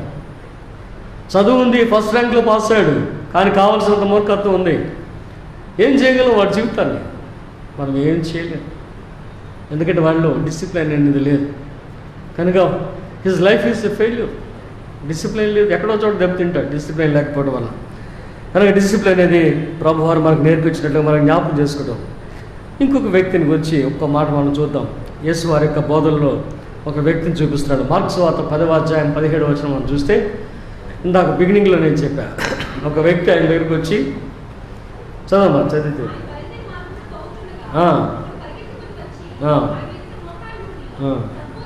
సద్బోధకుడు అన్నాడంట, గుడ్ టీచర్ అన్నాడు. ఎందుకు అన్నాడు అని అంటే, చాలాసార్లు మనం జ్ఞాపకం చేసుకుంటాం, నేను ఏదో కొంత నాలెడ్జ్ ఉంది, నేను కొంత డిసిప్లిన్ ఉంది నా లైఫ్లో, just I want to prove it to the people. వీడు కూడా అదే ఉద్దేశంతో వచ్చాడు యేసుస్వామి దగ్గరికి. యేసుస్వామి దగ్గరికి వచ్చి ఏమనిపించుకున్నాడా, వీళ్ళందరి మధ్య, అరే భలే కంఠస్వాక్యాలు వచ్చినాయా నీకు, వెరీ గుడ్, నీ పదాజ్ఞలు వచ్చినాయి అని అంటాడు అనుకుని, బోధకుడా నేనేం చేయాలి అన్నాడు. ఇవన్నీ చేస్తాను. సరే నీకు ఇంకా ఒకటి కొద్దుగా ఉన్నది, ఏమిటంటే వెళ్ళి నీ ధనమును అమ్మి బేదలకు ఇచ్చి వచ్చి నన్ను వెంబడించు. దానికి బహుగా చింతపడి వెళ్ళిపోయాడట, ముఖం చిన్నబుచ్చుకుని వెళ్ళిపోయాడు. అంటే ఏంటి, what is the intention of the people అని అంటే, తెలుసుకోవాలని తాపత్రయపడతారు కానీ పాటించడానికి ఇష్టపడరు. తెలుసుకోవాలనే తాపత్రయం చాలా ఉంటుంది, దాన్ని అవలంబించడానికి మాత్రం ఇష్టపడరు. కనుక మనం ఎవరో అంటే వినువారమే కానీ పాటించేవారం కాదు. దేవుని ప్రజలరా, ఈనాడు దైవవాక్యం వింటున్నటువంటి మీరందరూ, మనం అందరం కూడా ఎంతో వింటున్నాం బైబిల్లో నుంచి. చదివేటువంటి మేము, బోధించేటువంటి మీరు, ఉపాధ్యాయులు వారు, లేదా పర్సనల్గా డివోషన్ తీసుకునేటువంటి అనేక మంది, బైబిల్ నుంచి అనేక సంగతులు మనం నేర్చుకుంటున్నాం, తెలుసుకుంటున్నాం. కానీ వాక్యానుసారమైనటువంటి జీవితాన్ని జీవించడానికి మనం ముందుకు రాం. ఈ గొప్ప సందేశాన్ని మనకిచ్చినటువంటి ప్రభు యేసుక్రీస్తు వారు చెప్తున్నారు. తర్వాత ధనవంతుడు దేవుని రాజ్యంలో ప్రవేశించడం ఎంతో దుర్లభం. ధనవంతుడు అంటే not the rich man, the one who loves the riches. ధనవంతులైన వారు దాన్ని విడిచిపెట్టి త్యజించి దేవుని వైపు తిరిగిన వాళ్ళు వేరు. సామాన్యంగా ఉన్నప్పుడు కూడా the one who loves riches, ధనాన్ని ప్రేమించేటువంటి మనసు కలిగిన వారు ఉంటారు, వారు దేవుని రాజ్యానికి వారసులు. నాట్ ద ధనవంతులు. ధనాన్ని ఎక్కువగా ప్రేమించగల మనసు కలిగిన వారు దేవుని రాజ్యానికి వారసులు కారన్నప్పుడు ఈ బోధలు ఎవరికి అర్థమైనట్ట? శిష్యులకి భయాన్ని పుట్టించినట్ట. అయితే నిత్యరాజ్యానికి ఎవరు వెళ్తారు? నిత్యరాజ్యానికి ఎవరు వెళ్తారు అంటే, దేవునికి సమస్తమును సాధ్యమే. ఎవరైతే దేవుని మీద ఆధారపడతారో, దైవ జ్ఞానం కొరకు ఎదురు చూస్తారు, దేవుని నడిపింపు కొరకు ఎదురు చూస్తారు, వారు తప్పనిసరిగా పరలోక రాజ్యం వారసత్వానికి వెళ్తారు. కనుక దైవ జ్ఞానం అనేది మనం పరలోక రాజ్యానికి వెళ్ళడానికి మార్గం అవుతుంది అన్నప్పుడు శిష్యులు దాన్ని నేర్చుకోవడానికి ఇష్టం. చివరిగా మనం చూస్తే, హీ టాట్ విత్ అథారిటీ. యేసు వారు అధికారంతో బోధించారట. ఈ అధికారపు బోధనలో లిబరేషన్ అనే దాన్ని ఎక్కువ చూస్తాం. మనం ముగించేస్తాం 2 నిమిషాల్లో. యోహాను సువార్త 8వ అధ్యాయం 7వ వచనం చూడండి ఒకసారి. యోహాను సువార్త 8వ అధ్యాయం 7వ వచనం, మీలో పాపం లేని వాడు మొట్టమొదట ఆమె మీద రాయి వేయండి. వ్యభిచారమందు పట్టబడినటువంటి స్త్రీగా ఆమెను చూస్తున్నాం. పురుషుని ఎందుకు తీసుకురాలేదు అనేది క్వశ్చన్ ఇప్పుడు కూడా. వ్యభిచారం ఒక్కరే చేయరు కదండి, ఇద్దరు ఉండాలి. మరి రెండోవాడు ఏమయ్యాడు? పురుషుడు ఏమయ్యాడు అంటే, వీళ్ళందరూ తెచ్చిపో మీ అమ్మాయిని రాళ్ళు కొట్టి చంపేద్దాం అనుకుంటున్నారు. అందుకని యేసుస్వామి ఏం చెప్పారంటే, మీలో పాపం లేనివాడు మొట్టమొదట రాయి వేయండి అంటే, పెద్దవాని మొదలు చిన్నవాని వరకు అందరూ కూడా, అంటే అందరూ పాపం ఉంది. ఎవరికి వారు సొంత జీవితాన్ని పరిశీలన చేసుకోవాలి. దేవుని వాక్యం మన సొంత జీవితాన్ని పరిశీలన చేసుకోవడానికి అది ఒక మార్గం అవుతుంది. యేసువారు ఆ మాట చెప్పకపోతే రాళ్ళతో కొట్టిస్తేవారు. ఎప్పుడైతే యేసయ్య స్వయం పరిశీలన కొరకు సమయం ఇచ్చాడో అందరికీ వారి వారి తప్పులు తెలిసింది. కనుక బోధించే విధానంలో స్వయం పరిశీలనకు సమయం అవసరం అనేది, బోధన అవసరం మనం జ్ఞాపకం చేసుకుంటే, ఈయన లిబరేషన్లో ఏమైనా చూడండి, he protected and liberated the women trapped in adultery. ఈ యొక్క ట్రాప్ చేయబడింది ఆమె. ఈ యొక్క ట్రాప్ చేసి తీసుకొచ్చి చంపేద్దాం అనుకున్నారు ఈ అమ్మాయిని. యేసు వారు విడుదల కలిగి చేశాడు. He is the liberator. ఆయన మార్గాన్ని అనుసరిస్తున్నట్టు బోధకులైన మనకు కూడా ఎక్కడ విమోచన అవసరమో అక్కడ మన బోధలు అవసరమైన దానిని మనం జ్ఞాపకం చేసినప్పుడు ఆమె పాపము నుంచి, సమాజం నుంచి కూడా విడుదల పొందుకున్నది. So today you are the liberator. All the teachers you are the liberators. విడుదల కలిగించగలిగినటువంటి సామర్థ్యం మీకు ఉంది అనేది మీరు జ్ఞాపకం చేసుకోవాలి. రెండవ మాట, లూకా సువార్త 13వ అధ్యాయం 12వ వచనం. అమ్మా, నీ బలహీనతల నుండి నువ్వు విడుదల పొందుకో. 18 సంవత్సరాల నుంచి నడువొంగిపోయింది, ఎవరు పట్టించుకోవాలా? యేసుస్వామి మాత్రమే పట్టించుకున్నారు. ఎందుకు పట్టించుకున్నారంటే ఈమె కూడా 16వ వచనం చూడండి, ఈమె కూడా అబ్రహాము కుమార్తె. అబ్రహాము అనగా విశ్వాసులకు తండ్రి. ఆ వారసత్వంలోకి వచ్చిన ఎవ్వడు కూడా బంధకాల్లో ఉండడానికి వీల్లేదు. సాతాను బంధకం కానీ పాపం బంధకం కానీ. కనుక సాతాను యొక్క బంధకముల నుండి విడుదల పొందుకున్నటువంటి స్త్రీ, విడుదల కలుగ చేసినటువంటి యేసు వారు మనకు జ్ఞాపకం చేసుకుంటాం. మూడవదిగా మార్కు సువార్త 5వ అధ్యాయం 41వ వచనం చూడండి. ఆ యాయిరు కుమార్తె దగ్గరికి వెళ్ళి అంటున్నాడు, తల్లితా కుమి అన్నాడట. ఏమన్నాడు? తల్లితా కుమి, చిన్నదానా లేమని. ఏ విడుదల ఇచ్చడానికి అనంటే మరణం నుండి జీవంలోనికి దాటించాడు. శారీరక మరణం నుండి తిరిగి బ్రతికి తల్లిదండ్రులకు అప్పగించబడేటువంటి స్థితిలోనికి వచ్చింది. ఆమె విమోచించబడినది ఉన్నది. So Jesus himself is the liberator. ఆయన మార్గమందు బోధకులైనటువంటి ఉపాధ్యాయులైనటువంటి మీరు, మనం అందరూ కూడా ఈ యొక్క విమోచన సేవలో భాగస్థులం అనేది జ్ఞాపకం చేసుకోవాలి. తర్వాత అంటాడు లూకా సువార్త 19వ అధ్యాయం 9వ వచనంలో, జక్కయ్యను చూసి ఇతడును అబ్రహాము కుమారుడే, నశించిన దాన్ని వెతికి రక్షించడానికి మనిషి కుమారుడు వచ్చాడు అని చెప్పి ఒక చక్కని విడుదల ఇచ్చాడు. ఆ విడుదల రాకమునిపైతే ప్రకటిస్తున్నాడు, నేను ఎవరి దగ్గర అన్యాయం తీసుకుని తిరిగి ఇచ్చేస్తాను అంటున్నాడు. కనుక పాపము నుండి తర్వాత సుంకరి అనేటువంటి ఒక మాట నుంచి విడుదలనిచ్చినటువంటి దేవునిగా యేసువారిని మరలా మనం జ్ఞాపకం చేసుకుంటాం. మార్కు సువార్త 2వ అధ్యాయం 17వ వచనం, రోగుల కొరకే కానీ ఆరోగ్యం గల వారి కొరకు దేవుడు వైద్యుడు అక్కర్లేదు. రోగుల కొరకే. మారు మనసు పొందుడికి నేను పాపను పిలువచ్చింది అంటున్నాడు. కనుక ఎవరు ఈయనంటే he reached out to despised ethnic communities or groups. ఎవరెవరు ఎక్కడెక్కడ అలగద్రొక్కబడుతున్నారో, ఊరు వెలుపల త్రోసివేయబడ్డారో వారి మధ్యకు వచ్చాడు ఈయన. ఆయన ఎక్కడికి వెళ్తుంటే అక్కడ పెద్ద పెద్ద పట్టు వంచలు వేసుకుని నామాలు పెట్టుకుని వెనకాల వెళ్తున్నారు వీళ్ళు. ఆయనలో ఏమైనా తప్పులు దొరుకుతాయో చూద్దామని వారి అంచెలను పెద్దగా చేసుకుని, అంటే మంచి వస్త్రధారణ, మంచి విభూతుల్లో ఈరోజు విభూతి ఆ రోజులు ఏమో రాసుకున్నారో తెలియదు, ఆ శాస్త్రుల పరిచయం. వారు వెళ్ళి ప్రభు వారిని ఏం చేయాలా ఆలోచన చేస్తాం. ఈయన వాళ్ళ మధ్యకి వెళ్ళిపోతున్నాడు. ఆయన మధ్యకి వెళ్ళడం చూశారు కనుకనే మిషనరీలు ఆ రోజున మన మధ్యకి వచ్చారు. అనగతొక్కబడినటువంటి కమ్యూనిటీస్ అనేటువంటి వారు మన మధ్యకి వచ్చి మన అందరికి విడుదల కలుగు చేశారు. మనందరికీ విద్య నేర్పించారు, ఆరోగ్యం ఇచ్చారు. ఒక పాటెడ్ ప్లాంట్ లాగా మనల్ని పోషించి పెంచి పెద్ద చేశారు. దానికి ఫలితం ఈరోజు ఇక్కడ కూర్చున్నటువంటి క్రైస్తవ సమాజం ఏ చర్చలో అయినా సరే. ఆ అణగదొక్కబడినటువంటి స్థితిలో ఉన్నటువంటి ఆ ఎథ్నిక్ గ్రూప్స్ మధ్యకు మిషనరీస్ రాబట్టే ఈ రోజున మనం అందరూ కూడా ఒక వైట్ కాలర్ జాబ్స్లో మంచి మంచి ఆఫీసెస్లో కూర్చున్నాం. ఆనాడు యేసువారు చేసిన పరిచర్య, తర్వాత మిషనరీస్ చేసిన పరిచర్య, ఈ రోజున ఆ విమోచన భారం మన మీద ఉన్నది అనేది మనం జ్ఞాపకం చేసుకోవాలి. తర్వాత చిన్నపిల్లల గురించి చెప్తాడు. చిన్నపిల్లలు నా యొద్దకు రాని దేవుని రాజ్యం.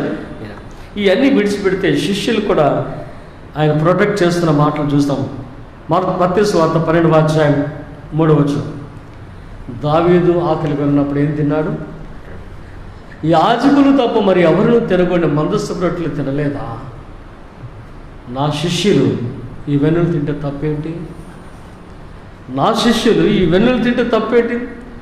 లీడర్ అనేటువంటి వాడు స్టాండ్ అవ్వాలి ప్రొటెక్ట్ చేయడానికి. అది లేనివాడు లీడర్ కాదండి. Is not at all A leader.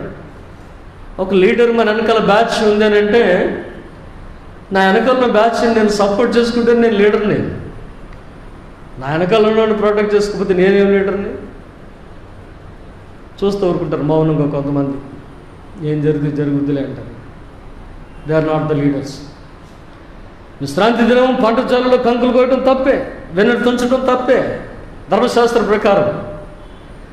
Protect చేయడం రావాలా? మీ తాత ఏం చేశాడా అన్నాడు. మీ తాతగారు దావీదు ఏం చేశాడు? సముఖపు రొట్టెలు తిన్నాడు. యాజకులు తినే రొట్టెలు అవి మీ తాత తిన్నాడు. ఆయనకి లేదు తప్పు, నా శిష్యులకి ఏంటి? డిఫెండ్ చేయడం రావాలా? లీడర్స్ జ్ఞాపకం చేసుకోనండి. ఊరికి పదవులు తీసుకుంటాం కాదు, వెనకాల ఉన్న వాళ్ళని డిఫెండ్ చేసుకుంటూ రావాలా. అప్పుడు మాత్రం వాడు లీడర్ అవుతాడు. యేసువారు చేశారు, అది యేసువారు చేశాడు. అది ఆలాలు కొట్టుకు సత్తాను నాకెందుకని మౌనం కూర్చుంటే will not be leader. You will not be leader. Protect చేయాలా అంటే తప్పును ప్రొటెక్ట్ చేయమని అట్లా. అక్కడ కూడా తప్పు ఉంది కాబట్టి, పెద్ద తప్పు అక్కడ ఉన్నప్పుడు చిన్న తప్పు ఎత్తి పడుతుంటే ఏం చేస్తారు? మీ తాతగారు సముఖపు రొట్టెలు తిన్నాడు, వీళ్ళు పంట చేల్లో ఉన్నట్లు తిన్నారు. కంకులు ఎంత? కంకులు ఎంత? రొట్టె ఎంత? ఎన్ని కంకులు ఎంత రొట్టె అవుతుంది? అందులో ఏ రొట్టె? అది సన్నిధి రొట్టె. ఆయన అంత పెద్ద తప్పు చేస్తే లేదు, కానీ మేము ఇది చేస్తే ఏంటి? సో లీడర్ ఉన్నట్టు లక్షణం. So he protected his disciples. చివరిగా 2 మాటలు. గుడ్ సమరిటన్ ఎవరిని సమర్థిస్తున్నాడు తెలుసా? యాజకుని పక్కన పెట్టేశాడు, లేవీయుని పక్కన పెట్టేశాడు. ఎవరవుతున్నానంటే ఒక సమరయుడు తప్ప సహాయం చేయగలిగిన వాడు ఎవడో లేడా? సమరయుడు తప్ప సాక్ష్యం ఇచ్చేవాడు ఎవడో లేడా? నేను శంకరులను పాపులను పిలువచ్చిన వారి మధ్యకెళ్ళి తింటాడు అనగా, ఈ ఎథ్నిక్ గ్రూప్స్ అన్నింటినీ కూడా ప్రొటెక్ట్ చేసి దేవుని ప్రజలు వీరు అని చాటి చెప్పినటువంటి వాడు. కనుక నేటి సమాజంలో అలాడు క్రిస్టియానిటీ వల్ల కానీ, తర్వాత అంబేద్కరిజం వల్ల కానీ ఎంతో కొంత బయటపడినటువంటి సమాజం మన సమాజం. నేడు టీచర్స్ అయ్యండి, ఉపాధ్యాయులు అయ్యండి, మన ప్రజలు ఏ పరిస్థితుల్లో ఉన్నారు? కనీసం మన గ్రామానికి వెళ్ళినప్పుడు అరే తప్పురా అట్లా చేయకండిరా అని అనగలుగుతున్నామా?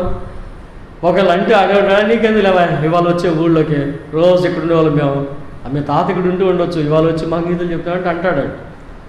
అనిపించుకున్న తప్పు లేదు. వాడు మన సమాజం వాడు, మన ఊరు వాడు, మన గ్రామస్తుడు. మనం ఆ గ్రామంలో పుట్టి పెరిగిన వాళ్ళం, పెద్దవాళ్ళు బయటకు వచ్చాం, ఉద్యోగాలు చేసుకున్నాం. ఒకవేళ మన గ్రామానికి వెళ్ళినప్పుడు నాన్న ఇది తప్పురా, మీరు తాకండిరా, నా తప్పురా, నువ్వు చేయకండిరా అని చెప్పగలిగినటువంటి కెపాసిటీ కావాలి మన జీవితాలకి. మన బోధన వారికి అవసరం. మనం బయటపడ్డాం, మన వరకు క్షేమాన్ని చూసుకోకూడదు. నా అనుకున్న నా జనాంగం క్షేమాన్ని చూడాలా, వారు బయటపడేటువంటి మార్గాలు వాళ్ళు చూపించాలి. అందుకని ఈయన సమర్థన్స్ని వెనకాల వేసుకొస్తాడు.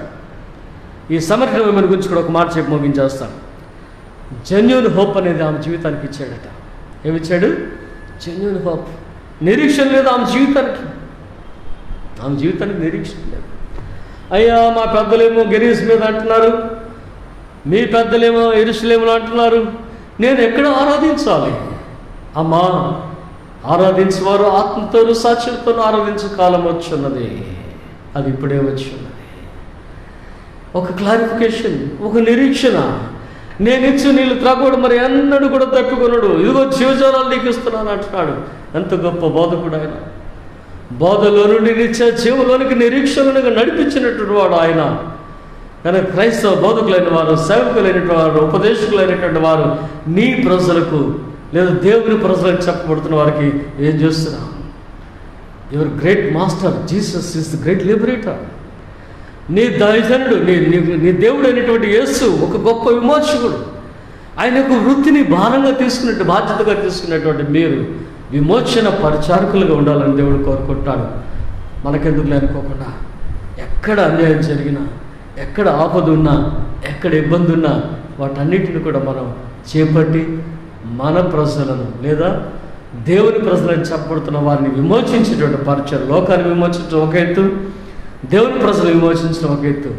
దేవుని ప్రజల విమోచన భారం మన మీద ఉండగా ఆ బాధ్యతను మనం నెరవేర్చి యేసు వారి యొక్క పరిచర్య అయినట్టు విమోచన పరిచర్యలో పాలుభాగస్తులమై బలా నమ్మకమైన బిడలారా, దాసులారా అని ఆయన చేత పొగడబడేటువంటి స్థితిలో మనం ఉండలాగున దేవుని కృప మన అందరికీ తోడై ఉండునుగాక.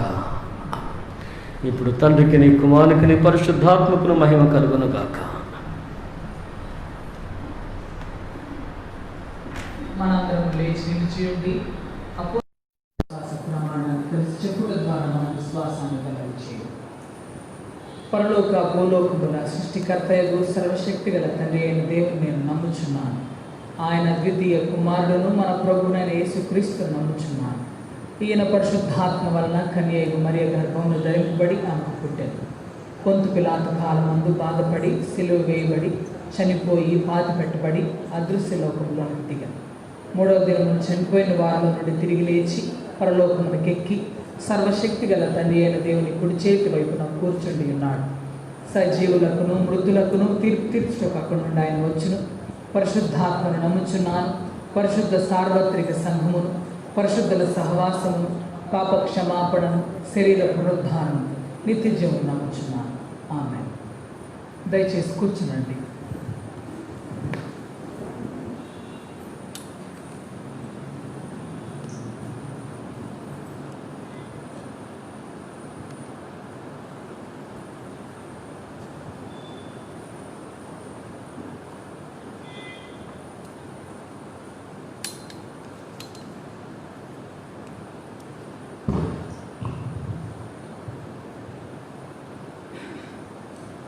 వచ్చే ఆదివారం దేవుని సన్నిధిలో జరిగే ఆరాధన వివరాలు. ఇంగ్లీష్ ఆరాధన ఉదయం 7 గంటలకు, పరిశుద్ధ సంభాషణ ఆరాధన. మరి చాలా కాలం తర్వాత, దాదాపు 5 నెలల తర్వాత మనం ఇంగ్లీష్ స్టడీస్ స్టార్ట్ చేస్తున్నాం. క్రిస్మస్ వరకు ఈ విధానం కొనసాగుతుంది. దయచేసి జ్ఞాపకం చేసుకోండి. తెలుగు ఆరాధన, పరిశుద్ధ సంభాషణ ఆరాధన ఉదయం 8 గంటలకు.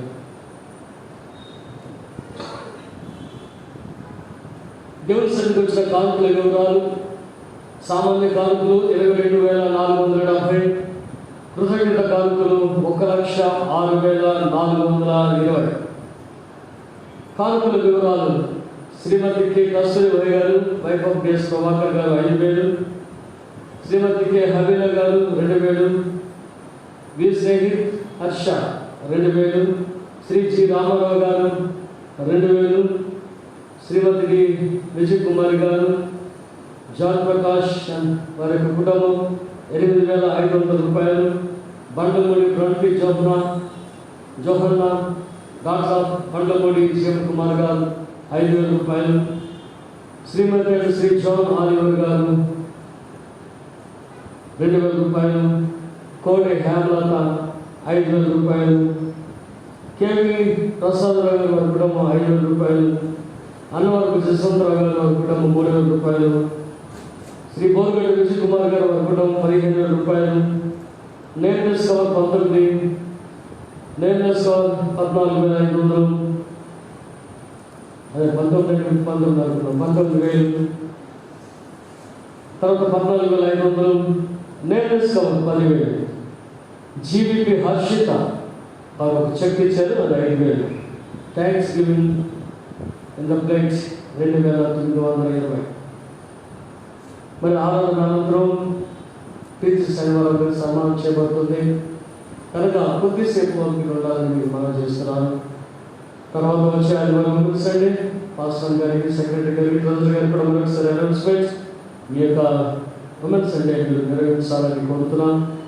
అలాగే ఇంటర్నేషనల్ డెవలప్మెంట్ సెప్టెంబర్ 21, 2020 బిషప్ గారు ఒక లెటర్ పంపారు.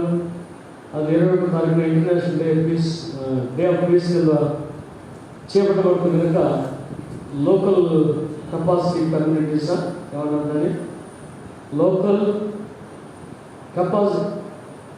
లోకల్ కెపాసిటీస్ ఫర్ పీస్ అనేటువంటి ప్రోగ్రామ్ సిఎస్ఐ సేవా డిపార్ట్మెంట్ వాళ్ళు కొనసాగిస్తున్నారు. దానిలో భాగంగా ప్రతి చర్చ్ నుండి కూడా ఫోటోగ్రఫీ కాంటెస్ట్, కోటింగ్ కాంటెస్ట్ ఉంది. కొన్ని కొటేషన్స్ రాయొచ్చు, దాన్ని కాంపిటీషన్గా పెట్టవచ్చు. అలాగే ఫోటోగ్రఫీ తీయవచ్చు, దాని యొక్క కాంపిటీషన్గా మనం ఈ యొక్క ప్రజెంటేషన్ చేయొచ్చు. ఈ రెండు కూడా ఈ రేపు ఆదివారంలో మనం చేద్దాం 20వ తారీఖు రోజున. అలాగే 21వ తారీఖున తండ్రి గారితో ఆన్లైన్ సెషన్ ఒకటి ఉంటుంది. దానిలో ఏమన్నారు దాన్ని జూమ్ మీటింగ్ బిషప్ తండ్రి గారు ఎలా KJD యంగ్స్టర్స్. కానీ ఈ ప్రోగ్రాం కొరకు ఎవరైన వారు కొంచెం ఆసక్తి చూపించాలని మనం చేస్తూ ఈ యొక్క బాధ్యతలు చిన్నగా చెప్తూ మరి మనం ఏదైనా ఫోటోగ్రఫీ తీసుకొచ్చినట్లయితే కొటేషన్ చేసినట్లయితే మరి సెక్రటరీ గారు, ప్రెసిడెంట్ గారు, నేను వీటిని జడ్జ్ చేయడానికి వీలు ఉంటుంది. తదుపరి వీటిని డైరెక్ట్ తర్వాత సినాడికి పంపించడం వీలు ఉంటుంది అనేది జ్ఞాపకం చేసుకోవాలి. మరి బర్త్డేస్ అయ్యగారు చదివి ప్రార్థన చేస్తాను. Birthdays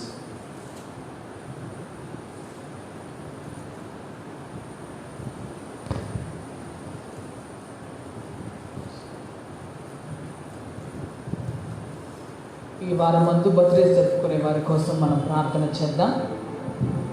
13th September Madhavji Angel Sneha, 14th September K Mercy, mother of P John Raju, M Kaushik Rajan, son in law of M John Oliver, L Shyam పాలస్, son of L M Sunand Babu. 15th September P Betty Jnanaprabha, wife of J Paul Dayasagar, Damathoti Herbert Sukumar, son of Noble, Kiran Kumar, son of M John Koteswararao.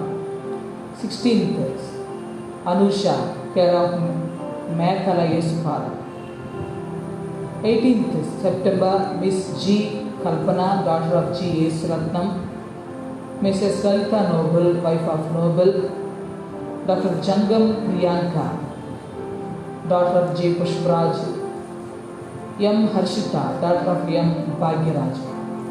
19th September D Sunil Kumar, care of Noble, Harrison, Anand Kumar, son of T Prasad, S Tejaswini, daughter of S Satish Kumar. వీరి కోసం మనం ప్రార్థన చేద్దాం. ప్రేమగల తండ్రి, నీ ఘనమైన నామానికి వందనాలు, స్తోత్రాలు చెల్లిస్తూ ఉంటూ ఉన్నాం. ఈ వారమందు పుట్టినరోజు, పెళ్లి రోజు వేడుకలు జరుపుకోబోతున్నటువంటి నీ కుమారుడు కుమార్తెల కొరకై నీకు స్తోత్రాలు. వారిని బట్టి వారి కుటుంబాలు ఆశీర్వాదకరంగా ఉండటానికి సహాయం దయచేయండి. నీ జ్ఞానాన్ని ఇచ్చి నీ నడిపింపును దయచేసి గడవబోయే నూతన సంవత్సర కాలం ప్రభువా నీ బాటలు నడిచేటువంటి బిడ్డలుగా వారిని లేవనెత్తి నీ కొరకై నిలబడినట్లుగా ఐరారోగ్యాలతో వారిని నిలబెట్టమని క్రీస్తు పేరిట వెడుతున్నాము తండ్రి. మనందరం లేచి నిలిచి ఉండి 442వ కీర్తన పాడుతుండగా మన కానుకలు దేవునికి సమర్పించుదాము.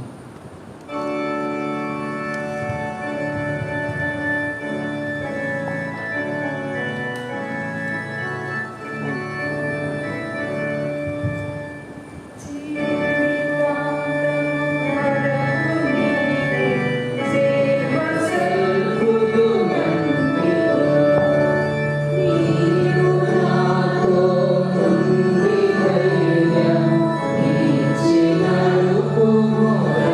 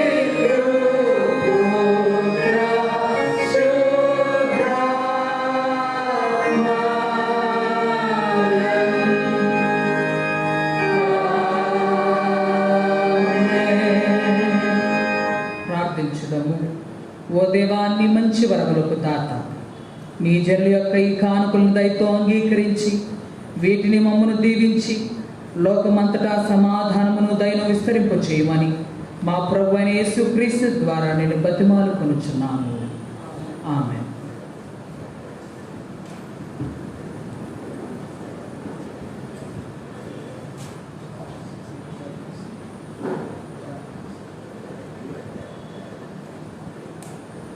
ప్రభు మీకు తోడైండును గాక. ప్రభు మమ్మల్ని కనికరించుము. మనందరం కలిసి ప్రభువు నేర్పిన ప్రార్థన చేయుదాం. పరలోకమందున్న మా తండ్రి, మీ నామం పరిశుద్ధపరచబడును గాక, మీ రాజ్యం వచ్చును గాక, మీ చిత్తము పరలోకమందు నెరవేర్చినట్లు భూమి అందు నెరవేరును గాక. మా అందిన ఆహారం నేడు మాకు దయచేయు. మా ఇళ్ళ అపరాధం చేసిన వారిని మేము క్షమించిన ప్రకారం మా అపరాధం క్షమించు. మమ్మల్ని శోధనలోని తేక దృష్టి నుండి తప్పించు. ఎందుకనగా రాజ్యము, శక్తి, మహిమ నిరంతరము నీవి అయి ఉన్నవి. ఆమేన్. ప్రార్థించదము. ప్రభు కొరకైన ప్రార్థన. ఓ ప్రభువా, మా పరలోకపు తండ్రి, ఈ దినారంభం వరకు మమ్ము క్షేమముగా తెచ్చిన సర్వశక్తి గల నిత్యుడు ఒక దేవా, నేడు మీ మహాశక్తి చేత మమ్మను కాపాడి మేము ఏ పాపములో పడకుండాను, ఏ విధమైన ఉపద్రవంలో చిక్కుకొనకుండాను నీ దృష్టికి యుక్తమైనది ఎల్లప్పుడూ చేయలాగున మా పనులన్నీ నీ పరిపాలన చేత జరపబడినట్లు మా ప్రభు అయిన యేసుక్రీస్తు ద్వారా దయచేయము. ఆమేన్. సర్వశక్తి గల దేవా, ఈ సమయమందు మేము ఏక మనసుతో నిన్ను గురించి మా సామాన్య ప్రార్థనలు చేయుటకు మాకు కృప దయచేసినావు గనుకను ఇద్దరు ముగ్గురు నా నామం పేరిట కూడినప్పుడు వారి విన్నపముల ప్రకారం దయచేదనని మాట ఇచ్చినావు గనుకను ఓ ప్రభువా, నీ సేవకులమైన మా కోరికలను విన్నపములను మాకు తగినట్లు ఇప్పుడు నెరవేర్చి ఇహమందు నీ సత్యము తెలుసుకొని జ్ఞానము పరమందు నిత్య జీవము మాకు దయచేయము. ఆమేన్.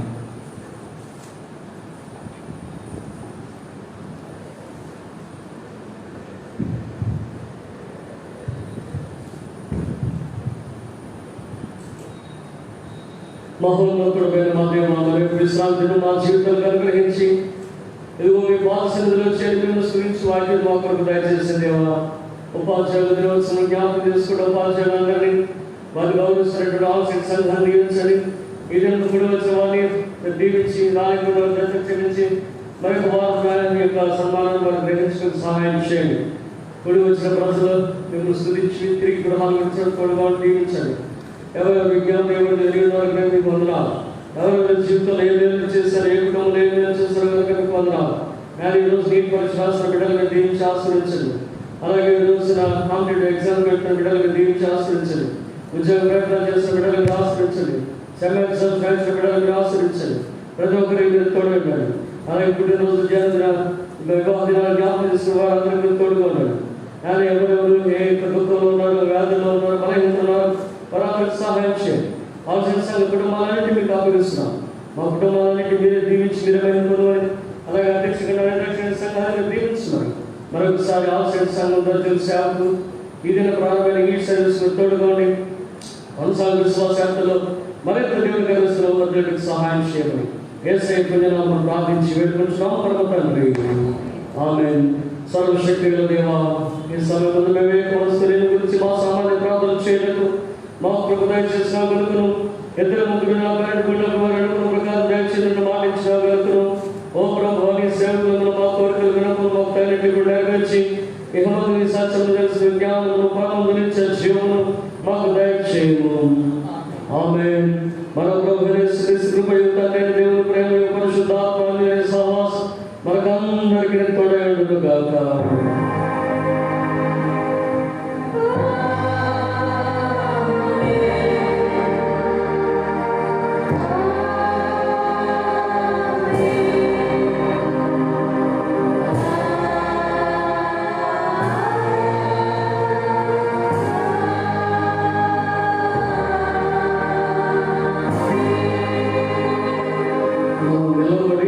ఆశీర్వాదం పాల్గొని ఒకటి పాల్గొని మనం అక్కడే కూర్చుని ఇంకా తెలిసి కార్యక్రమం కొనసాగిస్తున్నాం.